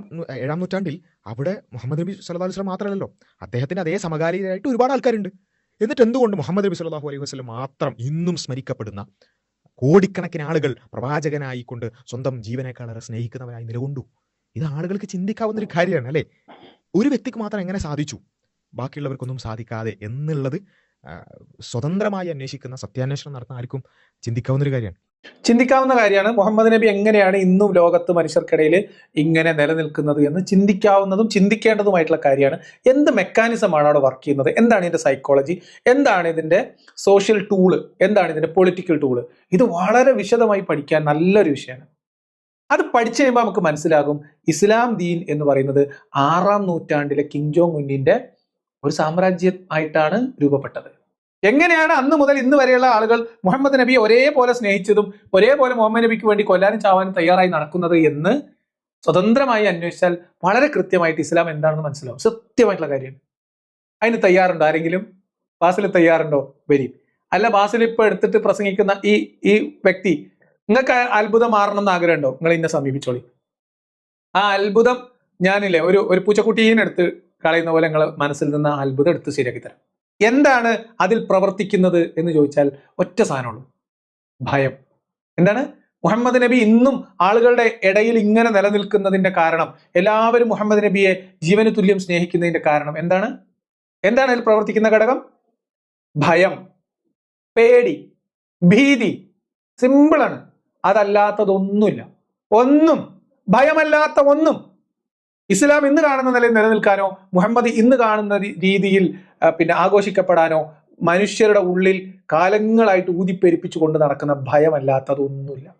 ആ ഭയം മാറിയ ഒരു മനുഷ്യൻ മുഹമ്മദിനെ സ്വതന്ത്രമായി പഠിച്ചാൽ അയ്യേ എന്ന് പറയും. ആ ഭയത്തിനകത്ത് പെട്ടുപോയ മനുഷ്യർ പോലും ആ ഭയത്തെ മറികടക്കാവുന്ന തരത്തിൽ നിഴലിച്ച് നിൽക്കുന്നതാണ് മുഹമ്മദിന്റെ ചെയ്തികൾ അല്ലെങ്കിൽ ഇസ്ലാമിന്റെ ദുർഗന്ധം എന്നതിന്റെ തെളിവാണ്. ഞാൻ ആ പേടിയിലുണ്ടായിരുന്ന ആളാണ്. എങ്ങനെയാണ്? എന്താ പേടി? മരിച്ചാൽ നരകത്തിൽ പോകുമെന്ന പേടി, സ്വർഗത്തിൽ പോകണമെങ്കിൽ മുസ്ലിം ആകണം എന്ന പേടി, യഥാർത്ഥ വിശ്വാസിയാകണമെങ്കിൽ സ്വന്തം വാപ്പാനേക്കാളും ഉമ്മാനേക്കാളും ഉണ്ടാക്കിയ മക്കളെക്കാളും സഹധർമ്മിണിയെക്കാളും ഒക്കെ എന്നെ സ്നേഹിക്കണം എന്ന് ശാഠ്യം പിടിക്കുന്ന ഒരു ഫാസിസ്റ്റ്, ഒരു സൈക്കോ ലീഡർ. അപ്പൊ മുഹമ്മദ് നബിനെ സ്നേഹിച്ചില്ലെങ്കിൽ എന്ത് സംഭവിക്കും? നരകത്തിൽ പോവും, ഇസ്ലാം ദീനിന്ന് പുറത്താവും, ഈമാൻ കാമിലാവൂല, ദീനിന്ന് പുറത്താവും, അങ്ങനെ നരകത്തിൽ പോകും എന്ന പേടി. ആ പേടി തലമുറ കൈമാറി കെടാതെ ഞങ്ങൾ സൂക്ഷിക്കും എന്ന് ശപഥം ചെയ്ത് മദ്രസയിലെ വടിയായും ശരീഅത്ത് നിയമത്തിലെ വാളായും മനുഷ്യന്റെ ജീവന് മുകളിൽ ഇങ്ങനെ ഓങ്ങിപ്പിടിച്ചു നിൽക്കുക. ചെറിയ കുട്ടികളുടെ തലച്ചോറിൽ കലക്കി ഒഴിക്കുന്ന ഈ മതം രാഷ്ട്രീയമായി ജീവൻ അപകടപ്പെടാവുന്ന തരത്തിലുള്ള ക്രിമിനൽ കുറ്റമായി മുഹമ്മദിനെതിരെയുള്ള വിമർശനങ്ങളോ വിശ്വാസത്തിൽ നിന്നുള്ള വ്യതിചലനമോ നിയമമായി ചട്ടക്കൂടുകൾ ഉണ്ടാക്കി ഇങ്ങനെ വാളിന്റെ മുനയിൽ ആളുകളെ ഭയപ്പെടുത്തി നിർത്തിയിരിക്കുന്ന രാഷ്ട്രീയ സംവിധാനം, സാമൂഹ്യ സംവിധാനം. അതുകൊണ്ടാണ് മുഹമ്മദ് ആഘോഷിക്കപ്പെടുന്നത്. സംശയമുള്ളവർക്ക് നേരിട്ട് വരാം, സംശയം തീർത്തുതരാം. ബാസിലിന് സംശയം ബാസിൽ വന്നു. അതിലെന്താ അത്ഭുതപ്പെടാനുള്ളത്? ജീവനെ പേടി എല്ലാവർക്കും എല്ലാ കാലത്തും ഉണ്ട് ബാസിലെ. അന്നുണ്ട്, ഇന്നുണ്ട്, നാളെ ഉണ്ടാവും. പിന്നെ എന്നെ പോലെ ചില ആൾക്കാർ പെരുന്നോടത്ത് വെച്ച് കാണാം എന്ന് വിചാരിച്ചിട്ടാണ്. എല്ലാവർക്കും പറ്റൂലല്ലോ. ഈ പറയുന്ന ഞാൻ പിന്നെ ബൈബിളിന്റെ ഒരുപാട് കാര്യങ്ങൾ അല്ലെങ്കിൽ മറ്റുള്ള ഒരുപാട് അറിവുകൾ, ആ പ്രാന്തപ്രദേശങ്ങളിലുള്ള കാര്യങ്ങൾ, നിയമങ്ങൾ, അതുമാതിരി തുടങ്ങിയിട്ട് ഒരുപാട് കാര്യങ്ങൾ എടുത്തു പറയണ കണ്ടമാനം കാര്യങ്ങളുണ്ട്. ഞാനത് മനസ്സിലാക്കാൻ ശ്രമിച്ചു കഴിഞ്ഞപ്പോൾ ഇത് ഒരു മനുഷ്യനെ പറഞ്ഞു കൊടുത്ത് ഇങ്ങനെ ഒരു സിസ്റ്റം ഉണ്ടാക്കി കൊണ്ടുവരാനായിട്ട് സാധിക്കുമെന്ന് വിശ്വസിക്കുന്നത്. ഒരു മലക്ക് എന്നാണ് എനിക്കത് മനസ്സിലായത്. ഒരു മലക്ക് ഉപദേശിച്ചു കൊടുത്ത് ഒരു കാര്യം ആലോചിക്കാൻ എന്താണ് പറഞ്ഞത്? നിങ്ങൾ വിഗ്രഹങ്ങളെ ആരാധിക്കരുത്, സൃഷ്ടാവായ ഒരു ദൈവം മാത്രമേ ഉള്ളൂ നമുക്ക്, ആ സൃഷ്ടാവായ ദൈവത്തെ മാത്രമേ നിങ്ങൾ ആരാധിക്കാവോ എന്ന് ആ പ്രദേശങ്ങളിലുള്ള ജനങ്ങളിലേക്ക് പുതിയൊരു അറിവ് പോലെ കൊടുത്തു കഴിഞ്ഞപ്പോൾ അവിടെ പറയുന്ന കാര്യം എന്ന് വെച്ചാൽ നിങ്ങൾ എന്താ മറ്റുള്ള ദൈവങ്ങളെയൊക്കെ നീ ഒഴിവാക്കാണോ എന്ന് ചോദിച്ചവരുടെ ഇടയിൽ ഈ ഒരു ദൈവം, ഏക ദൈവം, ആ സൃഷ്ടാവിനെ മാത്രം ആരാധിക്കാവോ എന്നുള്ളത് അവരിലേക്ക് ബോധ്യപ്പെടുത്തി കൊടുക്കാൻ ഈ അക്ഷരാഭ്യാസം ഇല്ലാത്ത വ്യക്തിക്ക് അങ്ങനെ സാധിച്ചു. ഭയങ്കര കനപ്പെട്ട ചോദ്യമാണ്. അബ്ദുള്ള ബാസിൽ ധൃതങ്ക പുളങ്കിതനായിട്ട് ഇങ്ങനെ ഇരിക്കുകയാണെങ്കിൽ എന്താണ് ആദ്യം ആ വ്യക്തിയോട് പറയാനുള്ളത്? നിങ്ങൾ ഇതിനെക്കുറിച്ച് തീരെ മനസ്സിലാക്കിയിട്ടില്ല എന്നുള്ളത് നിങ്ങളുടെ ഓരോ വാക്കിലും വ്യക്തമാണ്. അപ്പൊ അതുകൊണ്ട് നിങ്ങൾ മനസ്സിലാക്കിയത് വെച്ചിട്ട് നിങ്ങൾ പറഞ്ഞു, നിങ്ങൾ അത്ഭുതം കൂർന്നു. അത്ഭുതം കൂറൽ ക്രിമിനൽ കുറ്റം എന്നല്ലല്ലോ. ഒരു കാര്യത്തിൽ അത്ഭുതപ്പെടുന്നത് ക്രിമിനൽ കുറ്റം എന്നല്ല. നിങ്ങൾക്ക് അത്ഭുതപ്പെടാനുള്ള എല്ലാ അവകാശമുണ്ട്. പക്ഷെ ആ അത്ഭുതത്തിൽ ഒരു പ്രസക്തിയില്ല, ആ അത്ഭുതത്തിലൊരു അത്ഭുതവും ഇല്ല എന്നുള്ളതാണ് അതിലെ അത്ഭുതം. എന്താണ് മുഹമ്മദ് അവിടെ പിന്നെ ദിവ്യമായ ഒരു അറിവിന്റെ പശ്ചാത്തലത്തിലല്ലാതെ പറയാൻ പറ്റാത്ത കുറെ കാര്യങ്ങൾ പറഞ്ഞു എന്നാണ്. ഒരു കാര്യവും പറഞ്ഞിട്ടില്ല. മുഹമ്മദിനെ പോലെ മുഹമ്മദ് ജീവിച്ച കാലഘട്ടത്തിൽ മുഹമ്മദിന് ചുറ്റുമുണ്ടായിരുന്ന മനുഷ്യർക്ക് പറയാൻ കഴിയാത്ത ഒരു കാര്യവും മുഹമ്മദ് നബി പറഞ്ഞിട്ടില്ല. എന്ന് മാത്രമല്ല, ആ ആളുകൾക്ക് ഉണ്ടായിരുന്ന നീതിബോധം പോലും പല സമയത്തും മുഹമ്മദ് നബി പ്രകടിപ്പിച്ചിട്ട് പോലുമില്ല. ഒരു ഉദാഹരണം പറയാം. അബൂബക്കറിന്റെ കുഞ്ഞിനെ കല്യാണം കഴിക്കുന്ന സമയത്ത് അബൂബക്കർ കല്യാണം കഴിക്കണമെന്ന് ആവശ്യപ്പെടുന്ന സമയത്ത് അബൂബക്കർ പറയേണ്ടുള്ളൂ ചെറിയ കുട്ടിയല്ലേ എന്ന്. അബൂബക്കറിനറിയാം ആയിഷ ചെറിയ കുട്ടിയെന്ന്. സഹോദരനല്ലേ? അബൂബക്കറിനറിയാം സഹോദരനാണ്. ചെറിയ കുട്ടിയല്ലേ എന്ന് ചോദിച്ചാൽ മുഹമ്മദ് നബിയാണ്. അത് വേറെ ഘട്ടത്തിലാണ്, ഞാൻ പറഞ്ഞുതരാം. അപ്പൊ സഹോദരനല്ലേ എന്നാണ് അബൂബക്കർ ചോദിക്കുന്നത്. അപ്പൊ മുഹമ്മദ് നബി പറഞ്ഞു കുഴപ്പമില്ല, സഹോദരനൊന്നും കുഴപ്പമില്ല. എന്നാൽ ആ സഹോദരനല്ലേ എന്ന ചോദ്യം വരുന്നപ്പോഴാ സഹോദര തുല്യരായി ജീവിക്കുന്ന ആളുകൾ തമ്മിൽ പരസ്പരം കുട്ടികളെ കല്യാണം കഴിക്കൂല എന്ന ഒരു ബോധ്യം അബൂബക്കറിനുണ്ടാവും. സ്വന്തം മകളെ പോലെ ആയിരിക്കും. അപ്പൊ ആ ബോധ്യം മുഹമ്മദിനില്ല. എന്നാൽ മുഹമ്മദിന് ഫാത്തിമ ഉണ്ടായിട്ട് ഫാത്തിമേനെ കല്യാണം കഴിക്കാൻ വേണ്ടിയിട്ട് അബൂബക്കറും ഉമറും ഒക്കെ ആഗ്രഹം പ്രകടിപ്പിച്ച് അടുത്തു കൂടിയാലോചന നടത്തി ആൾക്കാരെ വഴി അന്വേഷിപ്പിച്ചപ്പോ അല്ലെങ്കിൽ അന്വേഷിക്കാൻ ശ്രമിച്ചപ്പോ മുഹമ്മദ് പറഞ്ഞത് എന്താ? ഓൾ ചെറിയ കുട്ടിയല്ലേ എന്ന്. അപ്പൊ ചെറിയ കുട്ടിയാണ്, കല്യാണം കഴിക്കാൻ പറ്റില്ല, ചെറിയ കുട്ടികളെ കല്യാണം കഴിക്കാൻ പറ്റില്ല, കല്യാണം കഴിപ്പിച്ച് കൊടുക്കാൻ പറ്റില്ല എന്ന് പെൺകുട്ടിന്റെ വാപ്പയായ മുഹമ്മദിനെ അറിയാം. പക്ഷെ അബൂബക്കറിന്റെ മോളെ സ്വപ്നം കണ്ടിട്ട് ഉറക്കം പോയ മുഹമ്മദ് നബിക്ക് ആയിഷ ചെറിയ കുട്ടിയല്ല, 6 വയസ്സിൽ. എന്നിട്ട് നിങ്ങൾ ഈ പറയുന്ന ദൈവം ഉണ്ടല്ലോ, ഈ അറിവ് പകർന്നു കൊടുത്തു എന്ന് പറയുന്ന ദൈവത്തെ മുഹമ്മദ് എന്താ കാണിച്ചത്? ആയിഷേനെ പട്ടുതുണിയിൽ പൊതിഞ്ഞ് സ്വപ്നം കാണിച്ചു കൊടുക്കുന്ന ഒരു ദല്ലാളാണ് മുഹമ്മദ് പരിചയപ്പെടുത്തിയ അല്ലാഹ്. അല്ല, ദൈവത്തിന്റെ കഴിവില്ലാതെ ഒരു ഗോത്രത്തിൽ ജീവിച്ച മനുഷ്യന് ഇതൊക്കെ കഴിയുമോ എന്ന് ചോദിച്ചാൽ ഇതൊക്കെ അങ്ങനെയല്ലേ കഴിയുള്ളൂ. ഇതിലൊക്കെ എവിടെ ദൈവത്തിന്റെ ഇടപെടൽ എന്ന് ചിന്തിക്കാൻ വേണ്ടി വെറുതെ പറഞ്ഞെന്നുള്ള ഒരു ഉദാഹരണം പറഞ്ഞത്. വളരെ പ്രധാനപ്പെട്ട ഒരു കാര്യമാണ്. അദ്ദേഹം പറയുന്നത് വെച്ചാൽ സട്ടാവായ ദൈവത്തെ അല്ലാതെ മറ്റ് ആരാധ്യ വസ്തുക്കളെല്ലാം ഒഴിവാക്കിക്കൊണ്ട് എല്ലാത്തിനെയും സൃഷ്ടിച്ച, ഒന്നിനെയും ആരാധിക്കരുത്, അതിനെയൊക്കെ സൃഷ്ടിച്ച സട്ടാവിനെ മാത്രം. ഇത് ശരിക്കും അദ്ദേഹത്തിന് വളരെ പിന്നെ അദ്ദേഹം വീണ്ടും ആവർത്തിച്ച് പറയുന്നുണ്ട്, ഇത് ഏതൊരു വ്യക്തിക്കും പ്രത്യേകിച്ചൊരു വൈരാഗ്യമോ അല്ലെങ്കിൽ വെറുപ്പോ അത്തരത്തിലുള്ള പ്രെജുഡൈസോ ഒന്നും ഇല്ലാതെ ഈ വിഷയങ്ങളൊക്കെ സമീപിക്കുന്ന ഏതൊരു വ്യക്തിക്കും വളരെ സിമ്പിളായി മനസ്സിലാക്കാൻ പറ്റും. അതാണ് തൗഹീദിൻ്റെ, ഏകദൈവ വിശ്വാസത്തിൻ്റെ ഒരു സൗന്ദര്യം. അതാണ് ഏതൊരു വ്യക്തിക്കും സിമ്പിളായിട്ട് മനസ്സിലാക്കാൻ പറ്റുന്നൊരു കാര്യം. നമ്മളെല്ലാവരെയും സൃഷ്ടിച്ച, ഹിന്ദുവിനെയും മുസ്ലിമിനെയും ക്രിസ്ത്യാനിയും ഒക്കെ സൃഷ്ടിച്ച ഒരു സട്ടാവുണ്ട്. ആ സട്ടാവിനെ മാത്രമേ ആരാധിക്കാൻ പാടുള്ളൂ, ആരാധനക്കർഹൻ അവന് മാത്രമാണ്. ഇത് വളരെ സിമ്പിളാണ്, ആർക്കും ഉൾക്കൊള്ളാൻ പറ്റുന്ന എന്നാൽ വളരെ ബൃഹത്തായ ഒരു ആശയമാണ്. ഇതെങ്ങനെയാണ് പിന്നെ അവിടെ ഈ അക്ഷരജ്ഞാനമില്ലാത്ത അങ്ങനെ മറ്റുള്ളവരെ പോലെ ആയ ഒരു സാധാരണ മനുഷ്യന് എങ്ങനെയാണ് സാധിക്കുക? അവിടെ സ്വാഭാവികമായിട്ടൊരു റെവലേഷൻ ആവശ്യമാണ് എന്നുള്ള ഒരു കൺക്ലൂഷനിലേക്കാണ് അദ്ദേഹം എത്തുന്നത്. ആ കൺക്ലൂഷനിൽ അദ്ദേഹം എത്തിയത് അദ്ദേഹത്തിന്റെ ആ കാര്യത്തെക്കുറിച്ചുള്ള ഗ്രാഹ്യക്കുറവാണ്. ബാസിലിന് ആ കാര്യത്തിൽ ധാരണയില്ലേ? അതായത് സൃഷ്ടാവിനെയാണ് ആരാധിക്കേണ്ടത് എന്ന് ദൈവത്തിൽ വിശ്വസിക്കുന്ന ഒരാൾക്ക് തർക്കമില്ല.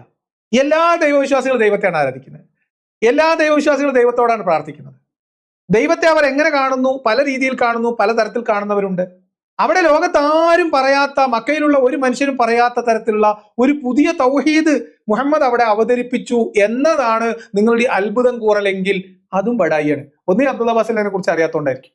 മുഹമ്മദ് ഹിറാ ഗുഹയിൽ പോയിട്ട് ഇഖ്റ ബിസ്മി റബ്ബിക്കൽ ലദീ ഖലഖ് എന്ന് പറഞ്ഞപ്പോൾ തലയിൽ കയറിയ സാധനമല്ല തൗഹീദ്. മുഹമ്മദ് അവിടെ പ്രൊഫസ് ചെയ്തിട്ടുള്ള തൗഹീദ് എന്ന് പറയുന്നത്, അല്ലെങ്കിൽ അവിടെ മുഹമ്മദ് പ്രൊപ്പഗേറ്റ് ചെയ്തിട്ടുള്ള തൗഹീദ് എന്ന് പറയുന്നത് മുഹമ്മദിന് മക്കയിൽ നിന്ന് കിട്ടിയ സാധനം. മക്കയിൽ ഉണ്ടായിരുന്ന മറ്റു ചില റിബലുകളായിട്ടുള്ള ആളുകളിൽ നിന്ന് മുഹമ്മദിന് കിട്ടിയ സാധനമാണ് തൗഹീദ്. ഹനീഫുകൾ എന്നൊരു വിഭാഗം മക്കയിൽ ഉണ്ടായിരുന്നതായിട്ട് നിങ്ങൾക്ക് ചരിത്രം പരിശോധിച്ചാൽ മനസ്സിലാവും.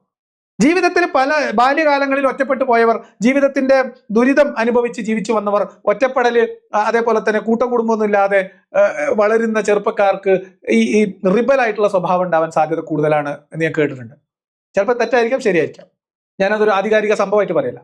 എന്തായാലും ആ അർത്ഥത്തിൽ അവിടെയുള്ള പൊതുചിന്തയിൽ നിന്ന് വിഭിന്നമായി ചിന്തിച്ചിരുന്ന മനുഷ്യർ, അതായത് ഈ വിഗ്രഹങ്ങൾ എന്ന് പ്രാർത്ഥിക്കേണ്ട കാര്യമില്ല, വെറുതെ അള്ളാഹുവിനോട് മാത്രം പ്രാർത്ഥിച്ചാൽ മതി എന്ന ചിന്ത മുഹമ്മദിന് കിട്ടിയത് ഹിറാ ഗുഹയിൽ കുത്തിരുന്നപ്പം മലക്ക് കൊണ്ടെന്ന് ഊതി കൊടുത്തല്ല. മുഹമ്മദ് ജീവിച്ച കാലഘട്ടത്തിൽ, മുഹമ്മദിന്റെ ബാല്യകൗമാരങ്ങളിൽ മുഹമ്മദ് ആകൃഷ്ടരായ മക്കയിൽ തന്നെ ഉണ്ടായിരുന്ന ഹനീഫുകൾ എന്ന് അറിയപ്പെടുന്ന ഒരു വിഭാഗം ആളുകൾ ഉണ്ടായിരുന്നു. അവർ കുറച്ചു പേരുണ്ടായിരുന്നു, ഒറ്റയ്ക്കും തെറ്റക്കുള്ള ആൾക്കാർ. ഹനീഫുകളെ കുറിച്ച് പ്രത്യേകമായിട്ട് നമുക്ക് വേറെ വീഡിയോ ചെയ്യാം. ആ ഹനീഫുകൾ പോലും, അതിൽ ചില ആൾക്കാരൊക്കെ ഇസ്ലാം സ്വീകരിച്ചു, ചിലർ ഇസ്ലാം സ്വീകരിച്ചതേ ഇല്ല. അതിൽ ചിലർ ക്രിസ്തുമതത്തിലേക്ക് പോയി, ചില ആൾക്കാർ ഇസ്ലാം സ്വീകരിച്ചതിന് ശേഷം പിന്നെ മുഹമ്മദിന്റെ കാര്യമൊക്കെ മനസ്സിലാക്കിയിട്ട് അവർ ഇസ്ലാം ഉപേക്ഷിച്ചിട്ട് വീണ്ടും ക്രിസ്ത്യാനിസത്തിലേക്ക് പോയി. അപ്പൊ വിഗ്രഹങ്ങളെ ആരാധിക്കേണ്ടതില്ല, സൃഷ്ടാവിനെ മാത്രം ആരാധിക്കാൻ പാടുള്ളൂ, അള്ളാഹിനെ മാത്രം ആരാധിച്ചാൽ മതി എന്ന് പറയുന്ന തൗഹീദ് മുഹമ്മദ് നബിക്ക് പടച്ചോൻ ഇറക്കി കൊടുത്തതല്ല. അത് ആ കാലഘട്ടത്തിൽ അവിടെ ഉണ്ടായിരുന്ന മനുഷ്യർക്കിടയിൽ നിന്ന് തന്നെ മുഹമ്മദിന് കിട്ടിയ സാധനമാണ്. ഹനീഫുകൾ, നിങ്ങൾക്ക് സംശയമുള്ളവർ ആരായിരുന്നു പ്രീ ഇസ്ലാമിക് അറേബ്യയിലെ ഹനീഫുകൾ എന്ന് വെറുതെ നിങ്ങൾ ജമിനിയോട് ചോദിക്കും. ഇനി അപ്പൊ അത് പണ്ടത്തെ ഇസ്ലാമിന്റെ ബാക്കിയാണ് എന്നൊന്ന് പറഞ്ഞു വരണ്ട. അവര് എങ്ങനെയാണ്, അവരാരൊക്കെ ഇസ്ലാം സ്വീകരിച്ചു എന്നും ചോദിച്ചാൽ മതി. അപ്പൊ അതുകൊണ്ട് ബാസിലിന് ഒന്നുകിൽ ഈ കാര്യങ്ങൾ അറിയില്ലായിരിക്കും, അല്ലെങ്കിൽ അറിഞ്ഞുകൊണ്ട് ഇത് കേൾക്കുന്ന ആൾക്കാർക്കൊന്നും അറിയില്ല എന്നുള്ള ധൈര്യത്തിൽ ബഡായിനെ ഒന്നുകൂടി പോളിഷ് ചെയ്തതായിരിക്കാം. എന്തായാലും ശുദ്ധമായ അസംബന്ധമാണ് മുഹമ്മദിന് തൗഹീദും മക്കയിലെ തെരുവിൽ നിന്ന് കളഞ്ഞു കിട്ടിയത്. മുഹമ്മദ് പറഞ്ഞ തൗഹീദ് മുഹമ്മദിന്. ഒരു കാര്യം കൂടി, ആ വിഗ്രഹാരാധന വിരുദ്ധരായ ഏകദൈവത്തെ ആരാധിക്കണമെന്ന് ശഠിച്ചിരുന്ന ഹനീഫുകൾ പോലും മുഹമ്മദിനെ പൂർണ്ണമായിട്ട് അംഗീകരിച്ചില്ല എന്നുള്ളതാണ് വേറെ ചരിത്രത്തിലെ യാഥാർത്ഥ്യം. അത് നമുക്ക് വേറൊരു സമയത്ത് പറയാം. ഇന്നിപ്പോ മുഹമ്മദിനെ കുറ്റം പറഞ്ഞ ഒരുപാട് വീഡിയോ ഇറക്കണവരൊക്കെ ഒന്ന് വെറുതെ ആലോചിച്ച് നോക്ക്. അദ്ദേഹത്തിനെ പിൻപറ്റിക്കൊണ്ട് 200 കോടി ജനം ലോകത്തുണ്ട്, നിസ്സാര ശക്തിയല്ല. അങ്ങനെ ഒരാൾക്ക് അത്രയും പൊട്ടയ ഒരു എന്താ പറയാ, ഒന്നിനും കഴിവില്ലാത്ത, നോണ പറയുന്ന അല്ലെങ്കിൽ ദുഷ്ടപ്രവർത്തി ചെയ്യുന്ന ഒരു വ്യക്തിയാണെങ്കിൽ ആരാണ് അംഗീകരിക്കുക? പോട്ടെ, ഈ കുറ്റം പറഞ്ഞാൽ നിങ്ങൾ അംഗീകരിക്കില്ലേ? ശരി, നിങ്ങൾക്ക് ഇത്ര അറിവ് ഈ കാലഘട്ടത്തിൽ ജ്ഞാനം അല്ലാതെ നിങ്ങൾക്കുണ്ട്. നിങ്ങളിങ്ങനെ ഒരു ജ്ഞാനത്തിനെ കുറിച്ച് സംസാരിച്ച് നിങ്ങളുടെ പക്ഷത്ത് എത്ര ആൾ വരും? നിങ്ങൾ മരിക്കണവരെ എണ്ണി കഴിഞ്ഞാൽ ഒരു 100 ആൾ സംഘടിപ്പിക്കാൻ നിങ്ങൾക്ക് സാധിക്കില്ലേ? പ്രധാനപ്പെട്ട ഒരു ചോദ്യമാണ്. കാരണം ഇവർ ഈ പറയുന്ന കുറ്റം പറയുന്ന, ഒന്നുമില്ല, ഒരു ഇതില്ല, നുണ പറയുകയാണ്, അങ്ങനെ പറയുകയാണ്, ഇങ്ങനെ പറയുകയാണ്, മോശക്കാരനാണെന്ന് പറയുന്ന ഒരാൾക്ക് എങ്ങനെയാണ് 200 കോടി ഫോളോവേഴ്സ് ഉണ്ടാവുക എന്നുള്ളത് ഒരു പ്രധാനപ്പെട്ട ഒരു ചോദ്യമല്ലേ? അത്രയും ഒരു ക്വാളിറ്റി ഇല്ലാത്ത ഒരാളാണെന്നുണ്ടെങ്കിൽ എങ്ങനെ? ഇപ്പോൾ നമുക്കറിയാം, നമ്മുടെ നാട്ടിൽ തന്നെ പല കൂണ് പോലെ പല ആൾദൈവങ്ങൾ ഇങ്ങനെ വരും, അല്ലെങ്കിൽ പല ആചാര്യന്മാർ വരും. അവരൊക്കെ കുറച്ചിങ്ങനെ അതും ഇതും ഫിലോസഫി ഇങ്ങനെ പറയും. അവരുടെ കാലഘട്ടത്തിൽ കുറച്ച് ആൾക്കാർ അവരുടെ കൂടെ കൂടും, പിന്നെ അതിങ്ങനെ പോകും, വിസ്മൃതിയിലേക്ക് ആണ്ടുപോകും. ഇതാണ് സംഭവിക്കുന്നത്. പക്ഷേ ഇന്നും കോടിക്കണക്കിന് ആളുകൾ സ്വന്തം ജീവനേക്കാളേറെ ഒരാളെ സ്നേഹിക്കുന്ന രൂപത്തിൽ അത്രമേൽ അവർക്ക് സ്വാധീനം ഉണ്ടാക്കാൻ സാധിച്ചിട്ടുണ്ടെങ്കിൽ ദർ ഈസ് സംതിങ് എന്നുള്ളത് സത്യാന്വേഷണം നടത്തുന്ന ആളുകൾക്ക് മനസ്സിലാവും. There is something. ആ ആള് പറയുന്നത് അത് ഒരു കേവലം മനുഷ്യന്റെ വാക്കുകളല്ല എന്നുള്ളത്. ആ ദർ ഈസ് സംതിങ് ഞാൻ ക്ലിയർ ആയിട്ട് പറഞ്ഞു. അത് പേടിയാണ്, ഭയമാണ്, ഫിയർ. ദർ ഈസ് സംതിങ്, ശരിയാണ്. ആ സംതിങ് എന്ന് പറയുന്നത് നത്തിങ് അതർ ദാൻ ഫിയർ. ഭയമല്ലാത്തതൊന്നുമില്ല. സ്വന്തം മക്കളെക്കാളും പ്രവാചകനെ സ്നേഹിക്കണം എന്ന് ഉൾവിളിയിൽ ഒരാൾ മുഹമ്മദിനെ സ്നേഹിക്കുന്നതേ അല്ല. ചെറിയ പ്രായത്തിൽ കുട്ടികളുടെ ഉള്ളിൽ പറഞ്ഞു പഠിപ്പിക്കുന്നതാണ്. നിങ്ങളുടെ സ്വന്തം മാതാപിതാക്കളെക്കാളും ബന്ധുമിത്രാദികളെക്കാളും ഉമ്മ പെങ്ങന്മാരെക്കാളും സഹോദരങ്ങളെക്കാളും ഒക്കെ, മക്കളെക്കാളും ഭാര്യയെക്കാളും എല്ലാത്തിലും കൂടുതൽ എന്നെ സ്നേഹിക്കുന്നത് വരെ നിങ്ങളിൽ ഒരാളും യഥാർത്ഥ മുഅ്മിനാവുകയില്ല എന്ന് പറഞ്ഞ് പഠിപ്പിച്ച മുഹമ്മദ്, ആ മുഹമ്മദിനെ അതുപോലെ അംഗീകരിച്ചില്ലെങ്കിൽ സ്വർഗത്തിൽ കടക്കാൻ പറ്റുകയില്ല എന്ന് നരകഭയത്തിൽ പഴുപ്പിച്ച കുഞ്ഞു മനസ്സുകളിൽ സീൽ ചെയ്തു വെച്ച പേടി മാത്രമാണ് ഫിയർ. ആ ഭയം, അതിന്റെ വീര്യം ചോർന്നു പോകാതെ കുഞ്ഞു മനസ്സുകളിൽ സീൽ ചെയ്ത് വെക്കാൻ, അടിച്ചേൽപ്പിക്കാൻ, കുത്തി നിറക്കാൻ വ്യവസ്ഥാപിതമായി പണിയെടുക്കുന്ന സാമൂഹിക സംഘടനകൾ തൊട്ട് ഭരണകൂടങ്ങൾ വരെയുള്ള ഇസ്ലാമിന്റെ രാഷ്ട്രീയവും സാമൂഹികവും കുടുംബപരവുമായിട്ടുള്ള ടൂളുകൾ ഉപയോഗിച്ചുകൊണ്ട് കുട്ടികളെ ഭയത്തിനകത്ത് കീഴ്പ്പെടുത്തിയിട്ടുണ്ടാകുന്നതാണ് മുഹമ്മദിനോട് എല്ലാത്തിനും മുകളിലുള്ള സ്നേഹം. നൈസർഗികമായി ഉണ്ടായതല്ല. പിന്നെ ഒരുപാട് ആളുകൾ ഫോളോ ചെയ്യുന്നു എന്നതുകൊണ്ട് ഒരാൾ ശരിയാണെങ്കിൽ നാളെ മുതൽ നിങ്ങൾ നരേന്ദ്രമോദിനെ വിമർശിക്കരുത് എന്നാണ് എനിക്ക് നിങ്ങളോട് പറയാനുള്ളത്. നിങ്ങൾ ട്രംപിനെ വിമർശിക്കുന്നതിന് എന്ത് ലോജിക്കുള്ളത്? ഇന്ത്യയിലുള്ള ബാക്കിയുള്ള എല്ലാ മനുഷ്യന്മാരും മണ്ടന്മാരാണ് എന്ന് ആർക്കും വേണമെങ്കിൽ ചോദിക്കൂടെ? നമുക്ക് വിവരക്കേട് ഉണ്ടെങ്കിൽ അത് പ്രകടിപ്പിക്കാതിരിക്കാനുള്ള ഒരു വിവരെങ്കിലും വേണ്ടേ? ഇതിപ്പോ ഇങ്ങനെ ആൾക്കാരുടെ ഇടയിൽ മാനം കെടാൻ അയ്യയ്യേ. ചില ആളുകളൊക്കെ ഒരുപക്ഷെ ഇതിനോട് കണക്ട് ചെയ്ത് നിൽക്കുക. അങ്ങനെയാണെങ്കിൽ ക്രൈസ്തവരെ ഒരുപാട് ആളുകളുണ്ടല്ലോ, മറ്റു മതസ്ഥരുണ്ടല്ലോ. തീർച്ചയായും അവിടെയാണ് മുസ്ലിങ്ങൾ വിശ്വസിക്കുന്നത്. മുസ്ലിങ്ങളുടെ അടിസ്ഥാനം എന്താ? യേശു ക്രിസ്തു എന്ന് പറയുന്നത് ഈസാ നബി അലൈഹി സ്വലാം, അതും ആ യേശു ക്രിസ്തുവും ദൈവത്തിന്റെ ദൂതനാണ്. അതേപോലെ തന്നെ ഇന്ന് നമ്മൾ പിന്നെ വലിയ മതങ്ങളുടെ ആചാര്യന്മാരായിട്ടോ അല്ലെങ്കിൽ കാണുന്ന പല ആളുകളും ദൈവത്തിന്റെ ദൂതന്മാർ തന്നെ ആയിരിക്കും. അതുകൊണ്ടാണ് അവർക്ക് ഒരു ഇമ്പാക്ട് ഉണ്ടാക്കാൻ സാധിച്ചത്. അങ്ങനെ. അതായത് ഇപ്പോൾ ലോകത്ത് ആയിരക്കണക്കിന് വർഷങ്ങളുടെ പാരമ്പര്യം പറയാനുള്ള മതങ്ങൾക്കോ ദൈവങ്ങൾക്കോ വ്യക്തികൾക്കോ സ്വാധീനം ചെലുത്തുന്ന മനുഷ്യർക്കോ ഒക്കെ അവർ ദൈവത്തിന്റെ പ്രവാചകന്മാരായതുകൊണ്ടായിരിക്കും എന്നൊരു ആനുകൂല്യം കൂടി അബ്ദുള്ള അബ്ബാസിൽ കൊടുക്കുന്നുണ്ട്. പക്ഷെ ഒരു ചെറിയ പ്രശ്നമുണ്ട്. ഓരൊക്കെ ദൈവത്തിന്റെ ആൾക്കാർ തന്നെ ആയിരിക്കും, അതുകൊണ്ടാണ് ആളുകളിൽ ഇപ്പോഴും സ്വാധീനം ചെലുത്താൻ ശ്രമിക്കുന്നത്. പക്ഷെ ഓരതൊന്നും പൂർണ്ണമല്ല, ഞങ്ങളത് മാത്രമേ പൂർണ്ണമുള്ളൂ. അബ്ബാസിലെ കൂടിയാ പറയും. കയ്യട്ടെ, കളി തുടങ്ങാനായി, 10:10 9:45. എന്നാൽ ആ മതത്തിന്റെ വക്താക്കൾ പിന്നീട് ആ പ്രവാചകന്മാർ പറഞ്ഞതിനപ്പുറത്തേക്കും വേറെ കുറെ കാര്യങ്ങളൊക്കെ കൂട്ടുകയും കുറക്കുകയൊക്കെ ചെയ്തിട്ടുണ്ട്. അതുകൊണ്ട് തന്നെ അത് പൂർണ്ണ ദൈവികമാണെന്ന് പറയാൻ പറ്റൂല. ഓക്കെ, അവർ പറയുന്നതിലും ഒരുപാട് മൂല്യങ്ങളുണ്ട്, ഒരുപാട് നന്മകളുണ്ട്. പക്ഷെ പൂർണ്ണമായി ദൈവികമാണെന്ന് പറയാൻ പറ്റൂല. അപ്പം അവർക്ക് ദൈവികമായ എന്തൊക്കെ ഉണ്ട്, പക്ഷെ ഓലൊന്നും പൂർണ്ണ ദൈവികമല്ല. പൂർണ്ണ ദൈവികം ഞങ്ങളെ കിതാബും ഞങ്ങളെ നബി മാത്രമേ ഉള്ളൂ. എന്നാ ശരി, എന്നാ ആയിക്കോട്ടെ, എന്തെങ്കിലുമൊക്കെ പറയട്ടെ, പാവം. പക്ഷേ അവിടെയും നമ്മൾ മനസ്സിലാക്കുന്നു യേശു ക്രിസ്തുവിന് എന്തുകൊണ്ട് ഒരുപാട് ഫോളോവേഴ്സ് ഉണ്ടായി. ആ യേശു ക്രിസ്തു ഈസാ നബി അലൈഹി സ്വലാം ദൈവത്തിന്റെ ദൂതനായതുകൊണ്ടാണ്. സാധാരണ മനുഷ്യനല്ല, അല്ലേ? മറ്റുള്ളവരെ പോലെ ഒരാളല്ല. ആ ദൈവത്തിൽ നിന്നുള്ള റെവലേഷൻ അദ്ദേഹത്തിന് വന്നിട്ടുണ്ട്. അതുകൊണ്ടാണ് ഇമ്പാക്ട് ഉണ്ടാക്കാൻ പറ്റിയത്. പക്ഷെ പിന്നീട് ഫോളോവേഴ്സ് എന്ത് ചെയ്തു? അതിൽ നിന്ന് തെറ്റിപ്പോയി. അങ്ങനെയാണ്.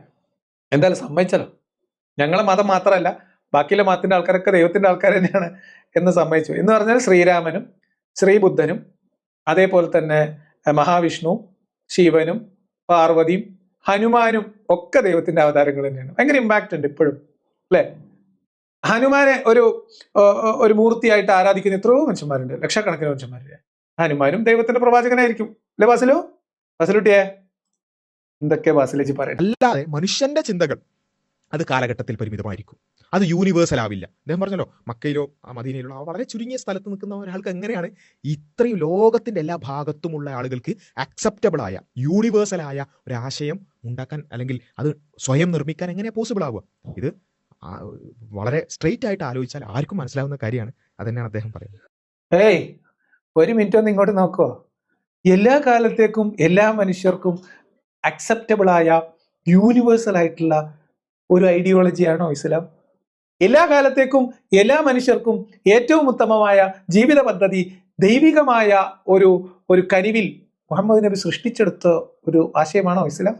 അടിമത്തത്തെ ന്യായീകരിക്കുന്ന, അടിമഭോഗത്തെ അംഗീകരിക്കുന്ന, മനുഷ്യരെ കൊള്ള ചെയ്യുന്ന, വിശ്വാസത്തിന്റെ പേരിൽ, വിശ്വാസ സ്വാതന്ത്ര്യത്തിന്റെ പേരിൽ ആളുകളോട് അസഹിഷ്ണുത പ്രകടിപ്പിക്കുന്ന, വിശ്വസിക്കാൻ തയ്യാറാവാത്തതിന്റെ പേരിൽ ആളുകളെ കൊല്ലാൻ ഉത്തരവിടുന്ന ഒരു ഗോത്ര നേതാവിന്റെ ആശയം സകല കാലത്തേക്കും സകല മനുഷ്യർക്കും അക്സെപ്റ്റബിൾ ആയിട്ടുള്ള ഒരു യൂണിവേഴ്സലി ആയിട്ടുള്ള ഒരു ഐഡിയോളജിയാണ് എന്നൊക്കെ പറയണമെങ്കിൽ ചില്ലറ തൊലിക്കെട്ടി പോരല്ല എന്റെ ബാസിലെ. അതങ്ങനെയല്ല എന്നും അത് ആ നൂറ്റാണ്ടിലുള്ള ആളുകൾക്ക് പോലും ദഹിക്കാത്ത പലതും അതിനകത്തുണ്ടായിരുന്നു എന്നും ഖുർആൻ വായിക്കുന്ന ഏതാൾക്ക് മനസ്സിലാവും. അതിൽ നിന്ന് മനസ്സിലാക്കേണ്ടത് അത് ആ 6-ാം നൂറ്റാണ്ടിൽ ജീവിച്ച ഒരു മനുഷ്യൻ മാത്രമായിരുന്നു. ആളുകളിൽ ഭയം പടർത്തി അധികാരം കൈയാളിയ ഒരു ഗോത്ര നേതാവിന്റെ തിട്ടൂരങ്ങൾ മാത്രമാണ് ഇസ്ലാം. അതെല്ലാ കാലത്തേക്കും എല്ലാ ലോകത്തും എല്ലാ മനുഷ്യന്മാർക്കും യൂണിവേഴ്സലി അക്സെപ്റ്റബിൾ എന്നൊക്കെ പറയണമെങ്കിൽ കുട്ടികൾക്ക് ചോറ് തിന്ന കുട്ടികൾ ഭക്ഷണം കഴിച്ചുകൊണ്ടിരിക്കുകയാണെങ്കിൽ അതിന്റെ തരിപ്പ് പോകും. അങ്ങനെ അത് പറയില്ലേ? ക്രൂരത കാണിക്കല്ലേ, ക്രൂരം കാക്കേ. എന്നാലും എൻ്റെ ബാസിൽ ഇങ്ങനെയൊക്കെ പറയാൻ പറ്റുന്നുണ്ടല്ലോ എന്നാണ്. ഈ നൂറ്റാണ്ടിൽ ഇരുന്നിട്ട് അടിമത്തത്തെ ന്യായീകരിക്കാൻ വേണ്ടി ജനീവ കൺവെൻഷനിൽ പരതിക്കൊണ്ടിരിക്കുകയാണ്. ഇപ്പോഴും ഭൂതക്കണ്ണാടി വെച്ച് ജനീവ കൺവെൻഷനിൽ നോക്കിക്കൊണ്ടിരിക്കുകയാണ്. ഒരു 8-10 ആൾക്കാർ റിസർച്ച് നടത്തിക്കൊണ്ടിരിക്കുകയാണ്. ജനീവ കൺവെൻഷനിലുള്ള ഏതെങ്കിലും ഒരു ക്ലോസിന്റെ ഏതെങ്കിലും ഒരു കൊക്കോ കോണോ മൂലയോ മുക്കോ മുറിച്ചെടുത്തിട്ട് ഇസ്ലാമിൽ അംഗീകരിച്ചു കൊടുത്തിട്ടുള്ള സർവ്വ രീതിയിലും അംഗീകരിച്ചു കൊടുത്തിട്ടുള്ള ലെജിറ്റിമൈസ് ചെയ്യപ്പെട്ടിട്ടുള്ള സ്ലേവറി എന്ന് പറയുന്ന അങ്ങേയറ്റം മനുഷ്യത്വ വിരുദ്ധമായ ഒരാശയത്തെ ന്യായീകരിക്കാൻ ജനീവ കൺവെൻഷനിലെ ഏതെങ്കിലും ആർട്ടിക്കിളിന്റെ കൊക്കോ കോണോ ഉപയോഗിക്കാൻ പറ്റുമോ എന്ന് ഗവേഷണം നടത്തിക്കൊണ്ടിരിക്കുകയാണ്. യൂണിവേഴ്സലി അക്സെപ്റ്റബിൾ ആയിട്ടുള്ള ട്രൂത്ത്, ഇസ് ഇറ്റ് ട്രൂ? എന്താണ് എന്റെ ബാസിലെ ഇജാകെ നാട്ടകേസാക്കുമല്ലോ ഇത്.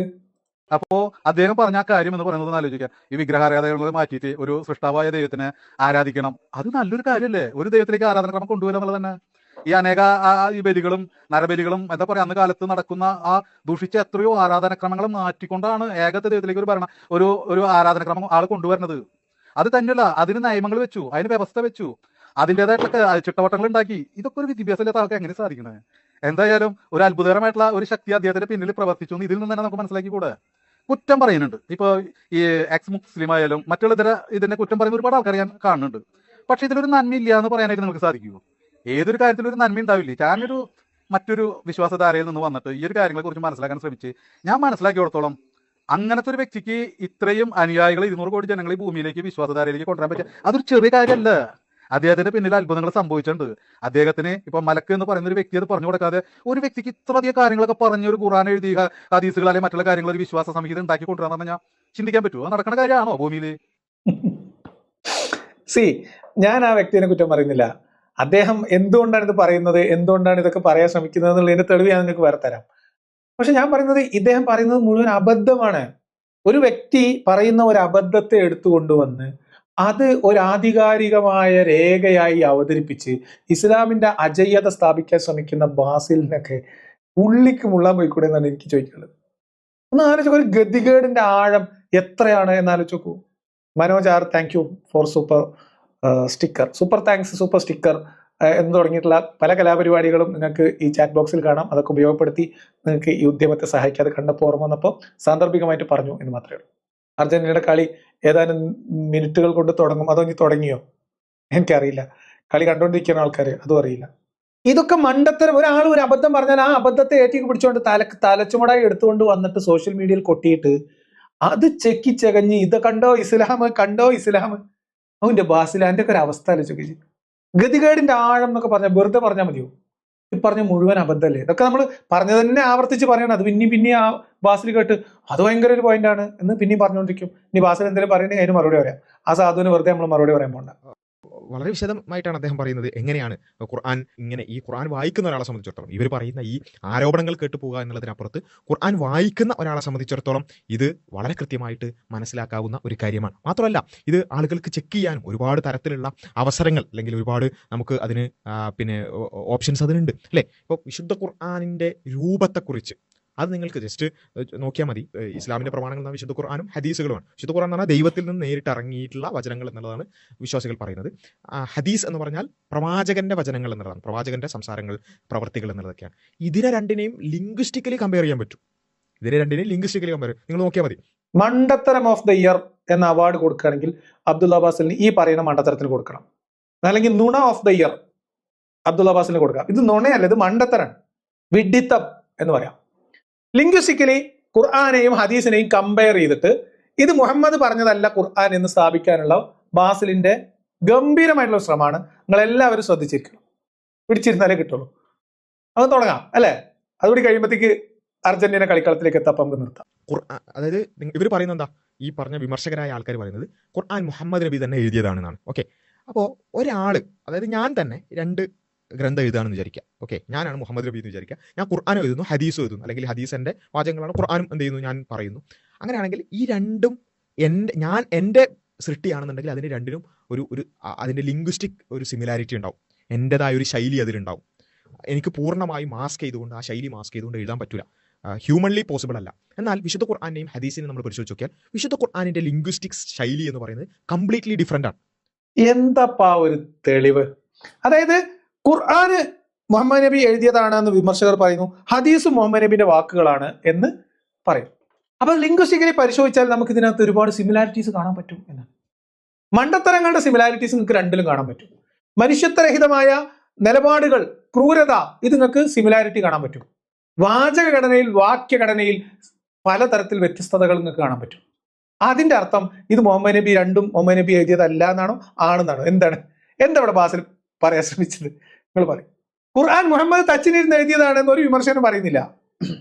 മുഹമ്മദ് പറഞ്ഞതായി രേഖപ്പെടുത്തി വെക്കപ്പെട്ടു എന്ന രീതിയിൽ പിൽക്കാലത്ത് എഴുതിയുണ്ടാക്കിയതാണ് ഖുർആൻ.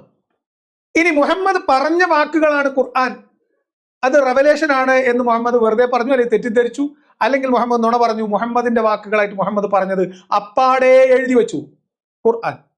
അങ്ങനെയാണെങ്കിൽ ഇപ്പൊ നമ്മുടെ നാട്ടിലൊക്കെ വെളിച്ചപ്പാടന്മാരുണ്ട്. ഞാൻ എൻ്റെ ചെറുപ്പത്തിൽ ഒരുപാട് വെളിച്ചപ്പാടന്മാരെ കണ്ടിട്ടുണ്ട്. ഞങ്ങളുടെ നാട്ടിലൊക്കെ വെളിച്ചപ്പാടുണ്ട്. ഈ വെളിച്ചപ്പാടിനെ നമ്മൾ സ്കൂളിൽ പോകുമ്പോഴും കാണും, സ്കൂളിൽ നിന്ന് വരുമ്പോഴും കാണും, അങ്ങാടി പോകുമ്പോഴും കാണും, അങ്ങാടി തിരിച്ചു വരുമ്പോഴും കാണും, നമ്മളോട് സംസാരിക്കും, വർത്താനം പറയും. അപ്പൊ സംസാരിക്കുന്ന രീതിയിലല്ല വെളിച്ചപ്പാട് തുള്ളുമ്പോ പറയാം. ഭഗവതി കയറിയ പിന്നെ വേറെ ഡയലോഗാണ്.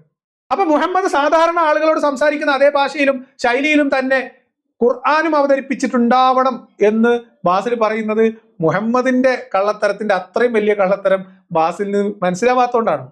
മുഹമ്മദ് പടച്ചോൻ പറഞ്ഞു എന്ന് പറയുന്ന കാര്യങ്ങൾ പറയുമ്പോൾ അതിൻ്റെതായ ഒരു റിതമൊക്കെ കൊടുത്ത് പറയാൻ ശ്രമിക്കും. രണ്ടാമത് മുഹമ്മദ് പറഞ്ഞ ഖുർആൻ തന്നെയും മക്കയിൽ പറഞ്ഞ ഖുർആനും മദീനി പറഞ്ഞ ഖുർആനും തമ്മിൽ അജഗജാന്തരുണ്ട്. കാരണം മുഹമ്മദിന്റെ ഡാറ്റ സോഴ്സുകൾ, ഇത്തരം കവിതാ സോഴ്സുകൾ, ഇത്തരം ശൈലിയുടെ സോഴ്സുകൾ ആയിട്ടുള്ള പല ആളുകൾ ആരോടൊക്കെ സംസർഗത്തിൽ ഉണ്ടായിരുന്നോ അതിനനുസരിച്ച് ഭാഷയിൽ വ്യത്യാസം വന്നിട്ടുണ്ട്. അതൊക്കെ മുർത്തദ് സെന്ററിൽ വിശദമായി ചർച്ചക്കെടുക്കുന്ന പോയിന്റുകളാണ്. അതിലേക്കൊക്കെ നമുക്ക് വരാം. ലിംഗ്വിസ്റ്റിക് ആയിട്ടുള്ള ഖുർആനിന്റെ ആ ഒരു എന്താ പറയുക, മക്കയും മദീനയും അതിലുള്ള വ്യത്യാസവും താരതമ്യം ഒക്കെ നമുക്ക് വിശദമായിട്ട് വരും. അതിലേക്കൊക്കെ വരും. അതിനൊക്കെ വേണ്ടിയാണ് നമ്മൾ മുർത്തദ് സെന്റർ തുടങ്ങുന്നത്. അത്തരം ഗവേഷണങ്ങളൊക്കെ നമ്മൾ കൃത്യമായിട്ട് നിങ്ങളുടെ മുന്നിലേക്ക് തരും. ഇനി ഇദ്ദേഹം പറഞ്ഞാൽ ഏറ്റവും വലിയ അബദ്ധം എന്താ വെച്ചാൽ ഖുർആനും ഹദീസും മുഹമ്മദ് നബി പറഞ്ഞാണെങ്കിൽ രണ്ടും ഒരുപോലെ ആവേണ്ടതാ. നിങ്ങളെ വിശ്വാസം അനുസരിച്ച് തന്നെയും ഖുർആൻ മുഹമ്മദ് പറഞ്ഞത് അതുപോലെ പകർത്തിയതും ഹദീസ് മുഹമ്മദ് പറഞ്ഞു എന്ന് മൂന്നാമതൊരാൾ എഴുതിയതും അല്ല എന്റെ ബാസിലെ. ഇങ്ങനത്തെ മണ്ടത്തരം പറയാൻ പറ്റുമോ? നിങ്ങളെ വിശ്വാസം അനുസരിച്ചിട്ട്, ഇസ്ലാമിന്റെ വിശ്വാസം അനുസരിച്ചിട്ട്, നമ്മൾ എല്ലാവരും അംഗീകരിക്കുന്ന ഒരു കാര്യം അനുസരിച്ചിട്ട് മുഹമ്മദ് പറഞ്ഞ കാര്യങ്ങൾ അതേപോലെ പകർത്തി എഴുതി എന്നാണ് ഖുർആനെ കുറിച്ചുള്ള വിവക്ഷ അല്ലേ? ഹദീസോ മുഹമ്മദ് നബി ഇങ്ങനെ പറഞ്ഞതായിട്ട് ഞാൻ കേട്ടു എന്ന് പറഞ്ഞ് മൂന്നാമത്തോനും നാലാമത്തോനും അഞ്ചാമത്തോൻ കേട്ടീമല കേട്ടോൻ എഴുതി വെച്ചതാണ് ഹദീസ്. ഇതിലെങ്ങനെ ലിംഗ്വിസ്റ്റിക് ആയിട്ടുള്ള സിമിലാരിറ്റീസ് ഉണ്ടാവുക? തീരെ കിളി പോയോ? മൊത്തം കയ്യിൽ നിന്ന് പോയോ? എന്താ സംഭവിച്ചത്? നിങ്ങൾക്ക് എന്താ സംഭവിച്ചത്? ഹദീസിന്റെയും ഖുർആനിന്റെയും ഭാഷാ ശൈലിയുള്ള വ്യത്യാസം ഇത് ദൈവികമാണ് എന്നതിനും രണ്ടും മുഹമ്മദിന്റെ വാക്കുകളാണ് അല്ല എന്നതിനുള്ള തെളിവായിട്ട് നിങ്ങൾ പറയണമെങ്കിൽ നിങ്ങൾക്ക് ചെറുതല്ലാത്ത എന്തോ പ്രശ്നം ബാധിച്ചിട്ടുണ്ട്. മൊത്തം കയ്യിൽ നിന്ന് പോയ ഒരവസ്ഥയാണ് എനിക്ക് മനസ്സിലാവും. എന്തേലൊക്കെ പറഞ്ഞു ഒപ്പിക്ക്, കളി തുടങ്ങാനായി. ഒരേ വ്യക്തി തന്നെയാണ് ഖുർആനും ഹദീസും പറഞ്ഞതെങ്കിൽ എഴുതിയതെങ്കിൽ അത് രണ്ടും അതിൽ ഒരേ ശൈലി അവിടെ സ്വാഭാവികമായിട്ടുണ്ടാവും. എന്നാൽ നമുക്ക് കാണാൻ പറ്റുന്ന വിശുദ്ധ ഖുർആൻ കംപ്ലീറ്റ്ലി ഡിഫറെൻറ്റ് ശൈലിയാണ്. ഹദീസ് എന്ന് പറയുന്നത് ഒരു മനുഷ്യൻ പറയുന്ന രൂപത്തിലാണുള്ളത്. അപ്പോൾ അവിടെ തന്നെ നമുക്ക് കാണാൻ സാധിക്കും ഇത് ഒരിക്കലും ഒരു മനുഷ്യൻ്റേതല്ല, അത് തന്നെ മുഹമ്മദ് നബി എഴുതിയതല്ല വിശുദ്ധ ഖുർആൻ എന്നുള്ളത്.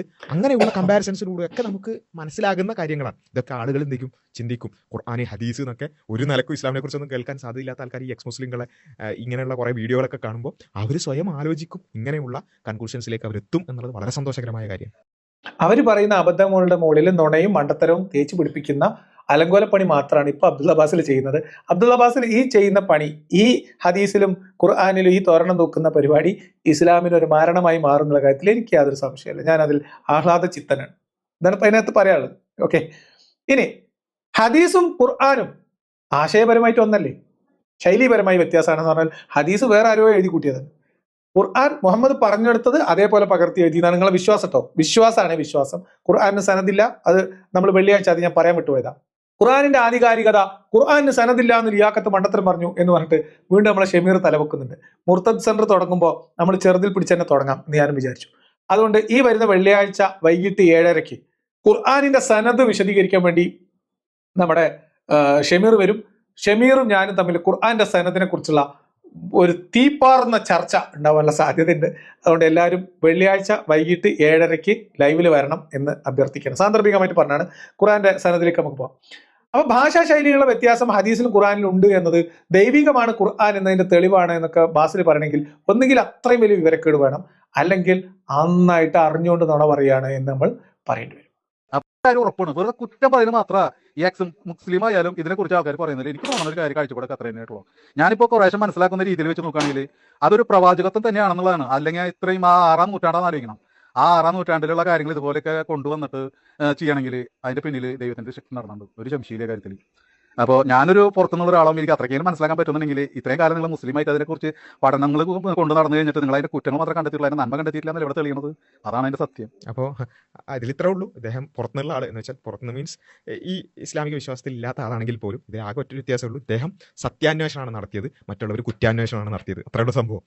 അത്രയുള്ള സംഭവം. ഓക്കെ, ഇത്രയും നന്മയൊക്കെ ഖുർആൻ ദൈവത്തിൽ നിന്ന് അല്ലാതെ എങ്ങനെ ഉണ്ടാവുന്നത്? അപ്പൊ ഒരു ഉദാഹരണം പറയാം. ഒരു ഗോത്രത്തെ കൊള്ളയടിക്കാൻ പോവാണ്. കൊള്ളയടിച്ച് അവിടുന്ന് സ്വത്ത് മുതലൊക്കെ വാരി കൂടുന്ന കൂടുതൽ കുറെ പെൺകുട്ടികളെ കിട്ടി, കുറെ സ്ത്രീകളെയും പിടിച്ചു കിട്ടി. ആ പിടിച്ചുകൂട്ടിയ സ്ത്രീകളുമായിട്ട് ശാരീരിക ബന്ധത്തിൽ ഏർപ്പെടുമ്പോൾ അസുല് ചെയ്യാൻ പറ്റുമോ ഇല്ലേ? അസുല് പറഞ്ഞാൽ എന്താണ്? Coitus interruptus. അത് ചെയ്യാൻ പറ്റുമോ എന്നുള്ളതാണ് ആളുകൾക്കൊരു സംശയം. ചെയ്യാൻ പറ്റുമോ? ചെയ്യണോ? അപ്പൊ ആലോചിച്ച് എന്തിനാ ചോദിച്ചുകൊണ്ടിരിക്കുന്നത്? അള്ളാഹുമായിട്ട് ഡയറക്റ്റ് കണക്ഷനുള്ള നബി മുത്ത് നബിയോട് ഇരിക്കല്ലേ, നബിനോട് പോയിക്കാം. അപ്പൊ നബിനോട് ചോദിച്ചു, നബിയെ ഞങ്ങൾ പോയിട്ട് പിന്നെ ഈ പിടിച്ചുകൂട്ടിയ അടിമ സ്ത്രീകളായിട്ട് ഒന്ന് ആലോചിക്കുകയാണ്. അപ്പോ അതിൽ നമുക്ക് ഇങ്ങനെ ഈ കോയിറ്റസ് ഇന്ററപ്റ്റസ് ചെയ്യാൻ പറ്റുമോ? എന്താ നിങ്ങളെ അഭിപ്രായം? അപ്പൊ നബി അള്ളാഹ് ആയത്തിറക്കി കൊടുത്തു എന്നാണ്. അതിലൊന്നും വലിയ കാര്യമില്ല. കുട്ടികളുണ്ടാവണമെന്ന് അള്ളാഹ് വിചാരിച്ചാൽ കുട്ടികളുണ്ടാവും. ഒരു സംഭവം കേട്ടോ. നീ ഇത് ഹദീസാണോ ആയത്താണോ എനിക്ക് കൺഫ്യൂഷൻ ഉണ്ട്. ഒരു ചെറിയ സംശയം ഉണ്ട്. സംശയത്തിന്റെ ആനുകൂല്യത്തിൽ നമ്മൾ അത് അവിടെ ഇടുകയാണ്. വേറൊരു സന്ദർഭത്തിൽ ഒരു ഗോത്രത്തെ ആക്രമിച്ച് കീഴ്പ്പെടുത്തിയ സ്ത്രീകളുമായിട്ട് അവരെ ശാരീരികമായിട്ട് ഉപയോഗിക്കാൻ അടിമകളാക്കിയിട്ട്, സ്വതന്ത്രമായി ജീവിച്ച ഗോത്രങ്ങളെ പിടിച്ചുകൊണ്ടുവന്ന അടിമകളാക്കിയിട്ട് ഭർത്താക്കന്മാർ അവിടെ മാറിയിരിക്കുന്ന ഇപ്പുറത്തുള്ള സ്ത്രീകളെ ഇവർ ശാരീരികമായിട്ട് ലൈംഗികമായി ബലാത്സംഗം ചെയ്യാൻ ഉദ്ദേശിച്ചപ്പോ അവർക്ക് ഭർത്താക്കന്മാർ അവിടെ അപ്പുറത്ത് ജീവനോടുണ്ടല്ലോ എന്ന സാഹചര്യത്തിൽ അങ്ങനെ ചെയ്യാൻ വൈക്ലഭ്യം തോന്നിയ സഹാബിമാരോട് നിങ്ങൾ ഈ പറഞ്ഞ അത്ഭുതം കൂറിയ ദൈവം ഇറങ്ങി കൊടുക്കണം. അത് കുഴപ്പമില്ല. വലങ്കൈ ഉടമപ്പെടുത്തിയ അടിമ സ്ത്രീകളാണെങ്കിൽ ഭർത്താവ് ഉണ്ടെങ്കിൽ കുഴപ്പമില്ല.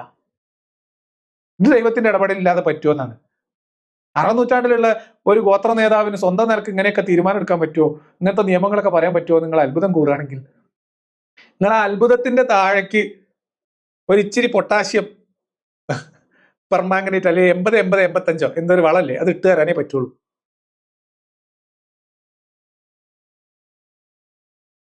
നിങ്ങൾ തലച്ചോറ്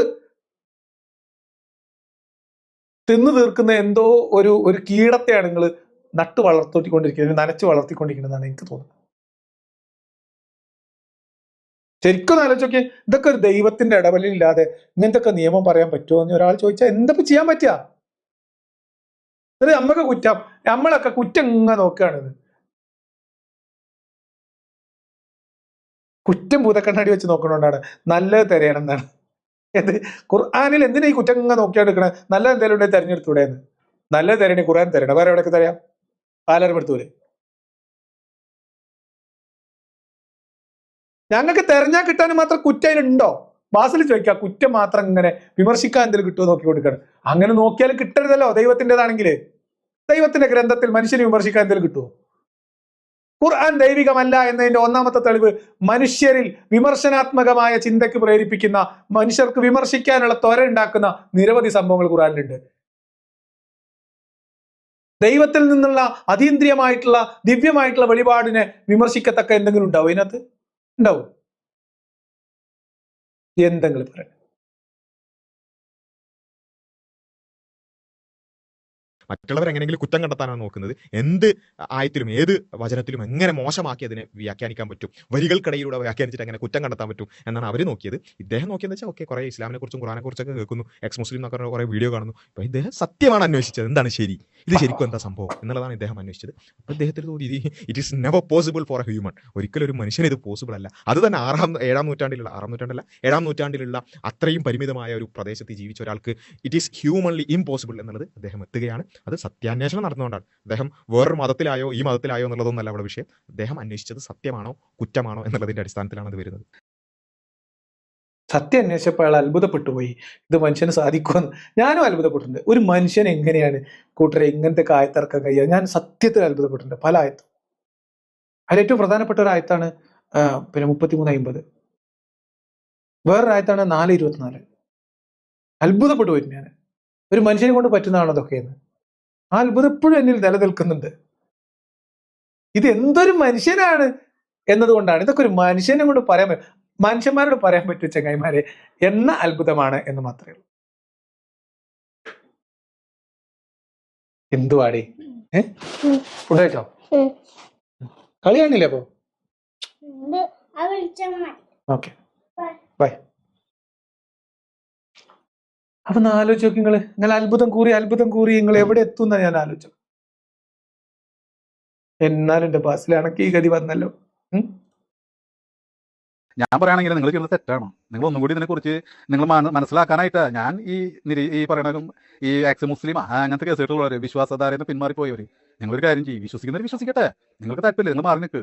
ശരി തെറ്റുകൾ എന്താണെന്ന് നിങ്ങൾക്ക് ഈ കാലഘട്ടത്തിൽ ജനിച്ച് നിങ്ങൾക്ക് എങ്ങനെ വിലയിരുത്താൻ സാധിക്കുക? എനിക്ക് തോന്നുന്നില്ല. നിങ്ങൾ ചെയ്യുന്നത് തെറ്റ് തന്നെയാണ് വിശ്വസിക്കുന്ന ഒരു വ്യക്തി തന്നെ. അപ്പോൾ അദ്ദേഹം അവസാനം പറഞ്ഞതും ഓക്കെ, നിങ്ങൾക്കിനി ഇത് ബോധ്യപ്പെട്ടില്ല എന്നുണ്ടെങ്കിൽ നിങ്ങൾ വിശ്വസിക്കണ്ട.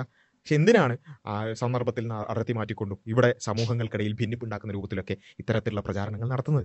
ഇവിടെയുള്ള എല്ലാ മതസ്ഥരും അവരവരുടെ വിശ്വാസം അനുസരിച്ച് തന്നെ ജീവിക്കുകയും എന്നാൽ പരസ്പരം മനുഷ്യന്മാരെന്ന നിലക്ക് പരസ്പരം സഹകരിച്ച് മുന്നോട്ട് പോകുന്ന ഈ അവസ്ഥക്ക് പ്രശ്നമുണ്ടാക്കാൻ, കോട്ടമുണ്ടാക്കാൻ, ഇവിടെ പ്രയാസങ്ങൾ ഉണ്ടാക്കാൻ എന്തിനാണ് നിങ്ങൾ ശ്രമിക്കുന്നത്? നിരന്തരം ഒരു സമൂഹത്തിനും ഒരു വിശ്വാസത്തിനും എതിരായി നിരന്തരം പറയുക എന്നുള്ള ആ ഒരു പിന്നെ കോൺട്രാക്ട് പണി എന്തിനാണ് ഏറ്റെടുക്കുന്നത് എന്നുള്ളൊരു ചോദ്യം കൂടി അവിടെ വളരെ റെലവെന്റ് ആയിട്ട് അദ്ദേഹം ഉന്നയിക്കുന്നുണ്ട്. അപ്പൊ എനിവേ എന്താലേ പാവാണ് ബാസിൽ അവസാനം ചോദിക്കണേ, കൊല്ലാതിരിക്കാൻ പറ്റുമോ എന്ന് ചിത്രത്തിൽ ചോദിക്കുന്ന പോലെ നിങ്ങൾ എന്തിനാണ് വിമർശിക്കുന്നത്, നിങ്ങൾക്ക് വിമർശിക്കാതിരുന്നൂടെ എന്ന അതിദയനീയമായ ഒരു നിലവിളിയോടെയാണ് അബ്ദുള്ള ബാസിൽ ഈ ഗദ്ഗതം അവസാനിപ്പിക്കുന്നത്. ഒരിറ്റ് കണ്ണീരോടെ അല്ലാതെ എനിക്ക് ബാസിലിന്റെ ഈ അവസാന വാക്കുകൾ കേട്ടു തീർക്കാൻ സാധിച്ചില്ല സുഹൃത്തുക്കളെ. എൻ്റെ കൽബ് കുൽബായി പോയി എന്നാണ് നിങ്ങളോട് പറയുന്നത്. ഇനി ഞാൻ നിങ്ങളോട് ഈ വീഡിയോയിൽ നമ്മൾ ഇത്ര നേരം കണ്ട വ്യക്തിയെ ചെറുതായിട്ടൊന്ന് പരിചയപ്പെടാം. അതിന് മുമ്പ് ബാസിൽ എന്തെങ്കിലും പറഞ്ഞ് അവസാനിപ്പിക്കേണ്ടേ അവസാനിപ്പിച്ചോട്ടെ. ഇല്ലാന്നാണ് തോന്നുന്നത്. എന്തൊരു വാലുണ്ടായിരുന്നു, ഞാൻ കട്ട് ചെയ്ത് കളഞ്ഞു. വിതച്ചത് കൊയ്യും. ഒരു മിനിറ്റ്. ഇദ്ദേഹത്തിന്റെ ഒരു വീഡിയോ ആണ്. ഇദ്ദേഹത്തിന്റെ വേറെ 2 പാട്ടുകളുണ്ട്, അത് വേണമെങ്കിൽ കേൾപ്പിച്ചു തരാം. ഇദ്ദേഹം ഒരു സാധു മനുഷ്യനാണ്. അദ്ദേഹം ചെറിയ രീതിയിൽ വീഡിയോകൾ ചെയ്യാൻ ശ്രമിക്കുന്ന, യൂട്യൂബിൽ അദ്ദേഹത്തിന് ഇഷ്ടമുള്ള, അദ്ദേഹത്തിന് തോന്നുന്ന എൻ്റെ കൽബിലെ പാട്ട് പാടിയിട്ടുണ്ട്, അങ്ങനെ എന്തെങ്കിലുമൊക്കെ ചെയ്ത് ചെറിയ ഒരു വീഡിയോ യൂട്യൂബിൽ അപ്ലോഡ് ചെയ്യുന്ന, ഗൗരവത്തോടെയുള്ള വിഷയങ്ങൾ സംസാരിക്കുന്ന ആളല്ല. അദ്ദേഹത്തിന് തോന്നുന്ന എന്തെങ്കിലും കാര്യങ്ങളൊക്കെ വീഡിയോയിൽ പറയണം എന്ന് ആഗ്രഹിക്കുന്ന ഒരാളാണ്. അദ്ദേഹത്തിന്റെ ഒരു വീഡിയോ നമുക്കൊന്ന് കേൾക്കാം. അദ്ദേഹത്തിന്റെ ഒരു അനുഭവം കൂടിയാണ് കേട്ടോ. കേട്ടോ, വാളെടുത്തവൻ വാളാൻ. ഈ വാക്കുകൾ എത്ര മനോഹരമായിട്ടാണ് അനുവൃതമാകുന്നത്. ഒന്ന് ചിന്തിച്ചു നോക്കിയാൽ, സ്വന്തം രാജ്യത്തെ ജനങ്ങളെ പട്ടിണിക്കിട്ട് കിട്ടിയ കാശ് മുഴുവൻ എടുത്തിട്ട് പ്രോക്സികളെ ഉണ്ടാക്കി അവരായുധം അണിയിച്ച് അവരെ ലോകത്തിൻ്റെ പല ഭാഗങ്ങളിലായി മാറ്റി നിർത്തി ഇസ്രായേലിന് മരണം, അമേരിക്കയ്ക്ക് മരണം എന്ന് ആഹ്വാനം ചെയ്ത ഇറാൻ്റെ പരമോന്നത നേതാവ് ആയത്തുള്ള ഖൊമേനി ഇപ്പം എന്ത് സംഭവിച്ചു? ഇപ്പോൾ പ്രോക്സിയും ഇല്ല, ഇപ്പോൾ ആയത്തുള്ള ഖൊമേനി ഭൂമിയിലില്ല. അപ്പോൾ വിതച്ചത് അതാണ്, അത് കൊയ്യണം. പിന്നെ ഇവർക്കൊക്കെ മരിച്ചു കഴിഞ്ഞാൽ സ്വർഗം കിട്ടുന്നുള്ള ആ ഒരു പ്രത്യാശ വെച്ചിട്ടാണല്ലോ ഇവർ ഇത്തരം പ്രവർത്തികളൊക്കെ ചെയ്യുന്നത്. ഒരു കാര്യം സത്യമാണ്, എന്താണോ നമ്മൾ വിതച്ചത് അത് തന്നെ നമ്മൾ കൊയ്തെടുക്കും. ആ കൊയ്യുന്നതിൻ്റെ റിസൾട്ടാണ് ഇപ്പോൾ കണ്ടുകൊണ്ടിരിക്കുന്നത്. എന്നിട്ടും ആ രാജ്യം ഒരു വെളിയോട് കൂടിയിട്ടല്ല മുന്നോട്ട് പോകുന്നത്. ഇപ്പോൾ സകല GCC രാജ്യങ്ങളെ ആക്രമിച്ചുകൊണ്ടിരിക്കുക. ഇനി ആ രാജ്യത്തിൻ്റെ ഒരവസ്ഥ ഏതവസ്ഥയിലാണ് വന്ന് അവസാനിക്കുക എന്നുള്ളത് ആലോചിച്ച് നോക്കിയാൽ, മരണം ആഘോഷിക്കപ്പെടാനുള്ളതല്ല, ദുഃഖിക്കാനുള്ളതാണ്.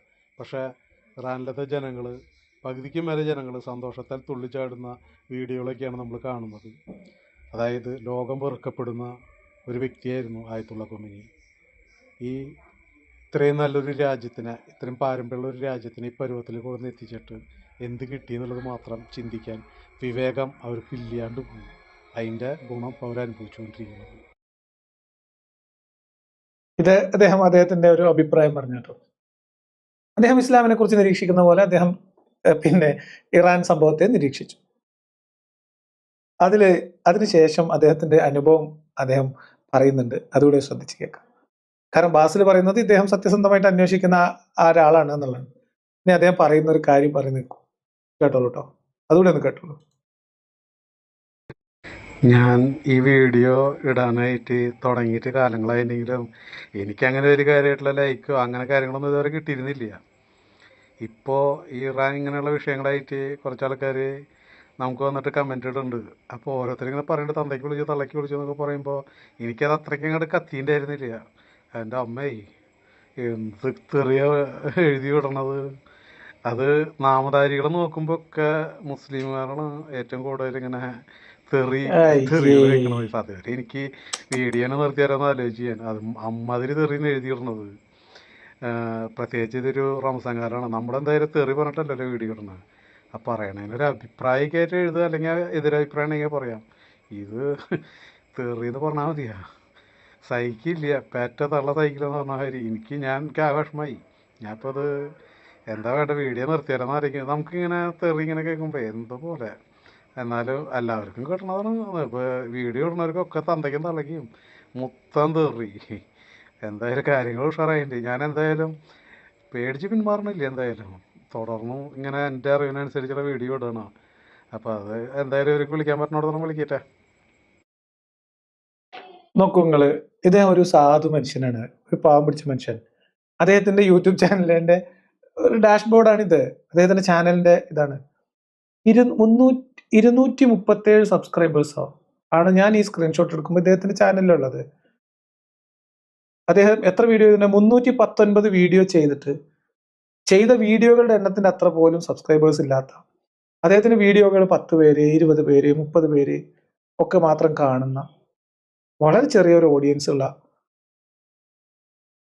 അദ്ദേഹം തെരുവിൽ കാണുന്ന എന്താ പറയാ, പട്ടികളുടെ സന്തോഷം, അവരുടെ കളി ചിരി, അതൊക്കെ സന്തോഷത്തോടെ കാണുന്ന, അവരോടൊക്കെ സ്നേഹത്തോടെ ഇടപഴകി ജീവിക്കുന്ന ഒരു സാധു മനുഷ്യൻ. അദ്ദേഹത്തിന് വീഡിയോ ചെയ്യണം എന്നുള്ള ആഗ്രഹത്തിന്റെ പുറത്ത് ചെയ്യുന്ന, അദ്ദേഹത്തിന് തോന്നുന്ന കാര്യങ്ങൾ പറയുന്ന ഒരു ചാനലാണത്. ഇറാൻ വിഷയത്തിൽ അദ്ദേഹം പറഞ്ഞ അഭിപ്രായം അദ്ദേഹത്തിന് അതുപോലെ തെറിവിളി. എന്തായാലും യൂട്യൂബിൽ നിന്നായിരിക്കില്ല, ഇനി ഫേസ്ബുക്കിൽ അദ്ദേഹത്തിന്റെ പേജ് ഞാൻ നോക്കിയിട്ട് എനിക്ക് കണ്ടില്ല, അദ്ദേഹത്തിന്റെ പേരറിയില്ല. ഈ ചാനലാണ് എനിക്ക് അറിയാവുന്നത്. ഈ ചാനലിൽ അദ്ദേഹത്തിൻ്റെതായിട്ടുള്ള വീടും അതിന്റെ പരിസരവും അങ്ങാടിയും അവിടെയുള്ള പട്ടികളും കളികളും ആ പട്ടികളുടെ ലൈഫും ഒക്കെയാണ് കൂടുതൽ. എനിക്കത് വിശ്വാസം TV എന്നുള്ളത് ഇപ്പൊ ഒരു പ്രൊഫൈലിൽ കയറി നോക്കിയാൽ നിങ്ങൾക്ക് കാണാൻ പറ്റും. ഈ പർട്ടിക്കുലർ വീഡിയോ ആ ചാനലിൽ ഇപ്പൊ ഇല്ല. അത് മുസ്ലിങ്ങൾ തെറി വിളിച്ചിട്ട് പിന്നെ ഒഴിവാക്കിയതാണോ അതെനിക്കറിയില്ല. പക്ഷെ അദ്ദേഹം ഒരു ക്രിസ്തുമത വിശ്വാസിയായിട്ടുള്ള ഒരു സാധാരണ ഒരു മനുഷ്യനാണ്, ഒരു പാവ മനുഷ്യൻ, ഒരു സാധാരണക്കാരൻ. അദ്ദേഹം ഏതോ കാലത്ത് മറ്റെല്ലാ കാര്യങ്ങളിലും അദ്ദേഹത്തിൻ്റെതായിട്ടുള്ള അദ്ദേഹത്തിന്റെ ഒരു ഇഷ്ടത്തിന്, ചില ആൾക്കാർ അവരവരുടെ ഒരു ഇഷ്ടത്തിന് വീഡിയോ ചെയ്യുന്നതാണ്. അദ്ദേഹം പാട്ട് പാടിയ വീഡിയോ ഉണ്ട്, അദ്ദേഹം പിന്നെ പല കാര്യങ്ങൾ ചെയ്യുന്ന വീഡിയോകളുണ്ട്. അതൊക്കെ അദ്ദേഹത്തിന്റെ ഒരു ഇഷ്ടത്തിന് അദ്ദേഹത്തിന്റെ സ്പേസിൽ ചെയ്യുന്ന ഒരു വീഡിയോ. പ്രമാണബദ്ധമായി ഇസ്ലാമിനെ വിമർശിക്കുന്ന മുർത്തദ്ദുകളെ അല്ലെങ്കിൽ മതത്തെ വിമർശിക്കുന്നവരെ നേരിടാൻ വേണ്ടി ഈ പാവപ്പെട്ട മനുഷ്യന്റെ വീഡിയോ ക്ലിപ്പ് മുറിച്ചെടുത്തിട്ട് പ്രചരിപ്പിക്കേണ്ട ഗതികേട് വന്നാൽ ഞാൻ പറഞ്ഞത്, നിങ്ങൾ ദാഴികൾ കൂട്ടത്തോടെ പോയിട്ട് ഇതിൽ പൊട്ടക്കൻ്റെ ചാടി കളി. അതാണ് നിങ്ങൾക്ക് നല്ലത്. ഒരു കാലത്ത് ഒരു സ്വാമി ഉണ്ടായിരുന്നു, എന്ത് സ്വാമിയാണ്, ഒരു സ്വാമി ഉണ്ടായിരുന്നു. ആ സ്വാമിക്ക് പള്ളി പിന്നെ MA യൂസഫലിനൊക്കെ കാണാൻ അവസരം ഉണ്ടാക്കി കൊടുത്ത് ഇവിടുന്ന് ടിക്കറ്റ് എടുത്ത് കൊണ്ടുപോയി ഒരു സ്വാമീനെ, ഒരു കാവി സ്വാമീനെ. ആ സ്വാമിയുടെ പേര് ഓർമ്മയുണ്ട്, ഫിനോയിൽ രമേശൻ എന്നാണ് അന്ന് സംഘികൾ അയാളെ വിളിച്ചിരുന്നത്. കാരണം അവര് ഇസ്ലാമിനെ പൊക്കി അടിക്കുന്നുണ്ട്. ഇപ്പൊ ഈ ഫിനോയിൽ രമേശൻ എന്ന് പറയുന്ന ഈ ചങ്ങാതി ഇപ്പൊ മുസ്ലിങ്ങളെ വിളിക്കുന്നത് മുറിയന്മാർ എന്നാണ്. സ്വാമിക്ക് നിൽക്കാൻ നേരം ഉണ്ടായിരുന്നില്ല. കുവൈത്ത്, ബഹ്റൈന്, ഒമാന്, ഖത്തർ, സൗദി അറേബ്യ, ദുബായ് എന്ന് പറഞ്ഞിട്ട് പറക്കലായിരുന്നു. ആ പറക്കലിന്റെ കൂട്ടത്തിൽ യൂസഫ് അലി സാഹിബിനെയൊക്കെ പോയി കണ്ടിരുന്നു. എന്നിട്ട് പള്ളി കമ്മിറ്റി മൂല്യന്മാരും എല്ലാവരും കൂടി തകൃതിയായി പിരിവിട്ട് സ്വാമിക്ക് നല്ലൊരു വീടൊക്കെ പണി കൊടുത്തു. ഇപ്പൊ സ്വാമി കായും പൂയും വിളിച്ചിട്ടാണ് മുസ്ലിങ്ങളെ കൈകാര്യം ചെയ്യുന്നത്. വേറൊരു ബിനോജ് നായർ ഉണ്ടായിരുന്നു, എനിക്കെതിരെയൊക്കെ വീഡിയോ ചെയ്തിരുന്നു. അയാൾക്ക് ഒരു മറുപടി ഞാൻ കൊടുത്തിരുന്നു. ഇപ്പൊ ആളെയും കാണാനില്ല, ആള് സംഖ്യ എന്നാ പറയുന്നത് കേട്ടോ. എനിക്കറിയില്ല, വെറുതെ എന്തിനാണ് പാവപ്പെട്ട മനുഷ്യന്മാര് അവരെന്തേ പറഞ്ഞോട്ടെ. നിങ്ങൾക്ക് സ്വന്തം നിലക്ക് എന്തേ പറയേണ്ടെങ്കിൽ എടുത്താണ്ട് വാ ബാസിലെ. അല്ലാതെ ഏതെങ്കിലും സാധു മനുഷ്യര് എന്തെങ്കിലും ഒരു കാര്യത്തിൽ അവരുടെ ഒരു വീക്ഷണം പറയുമ്പോഴത്തേക്ക് അതോ കണ്ടോ അതോറിറ്റി കിട്ടിയെന്ന് പറഞ്ഞിട്ട് ഇതൊക്കെ ഏറ്റിപ്പിടിച്ച് വന്ന് ഇനി നാളെ ഇയാൾ എന്ത് വീഡിയോ ചെയ്യാം, അതിന് നിങ്ങൾ സമാധാനം പറയട്ടെ.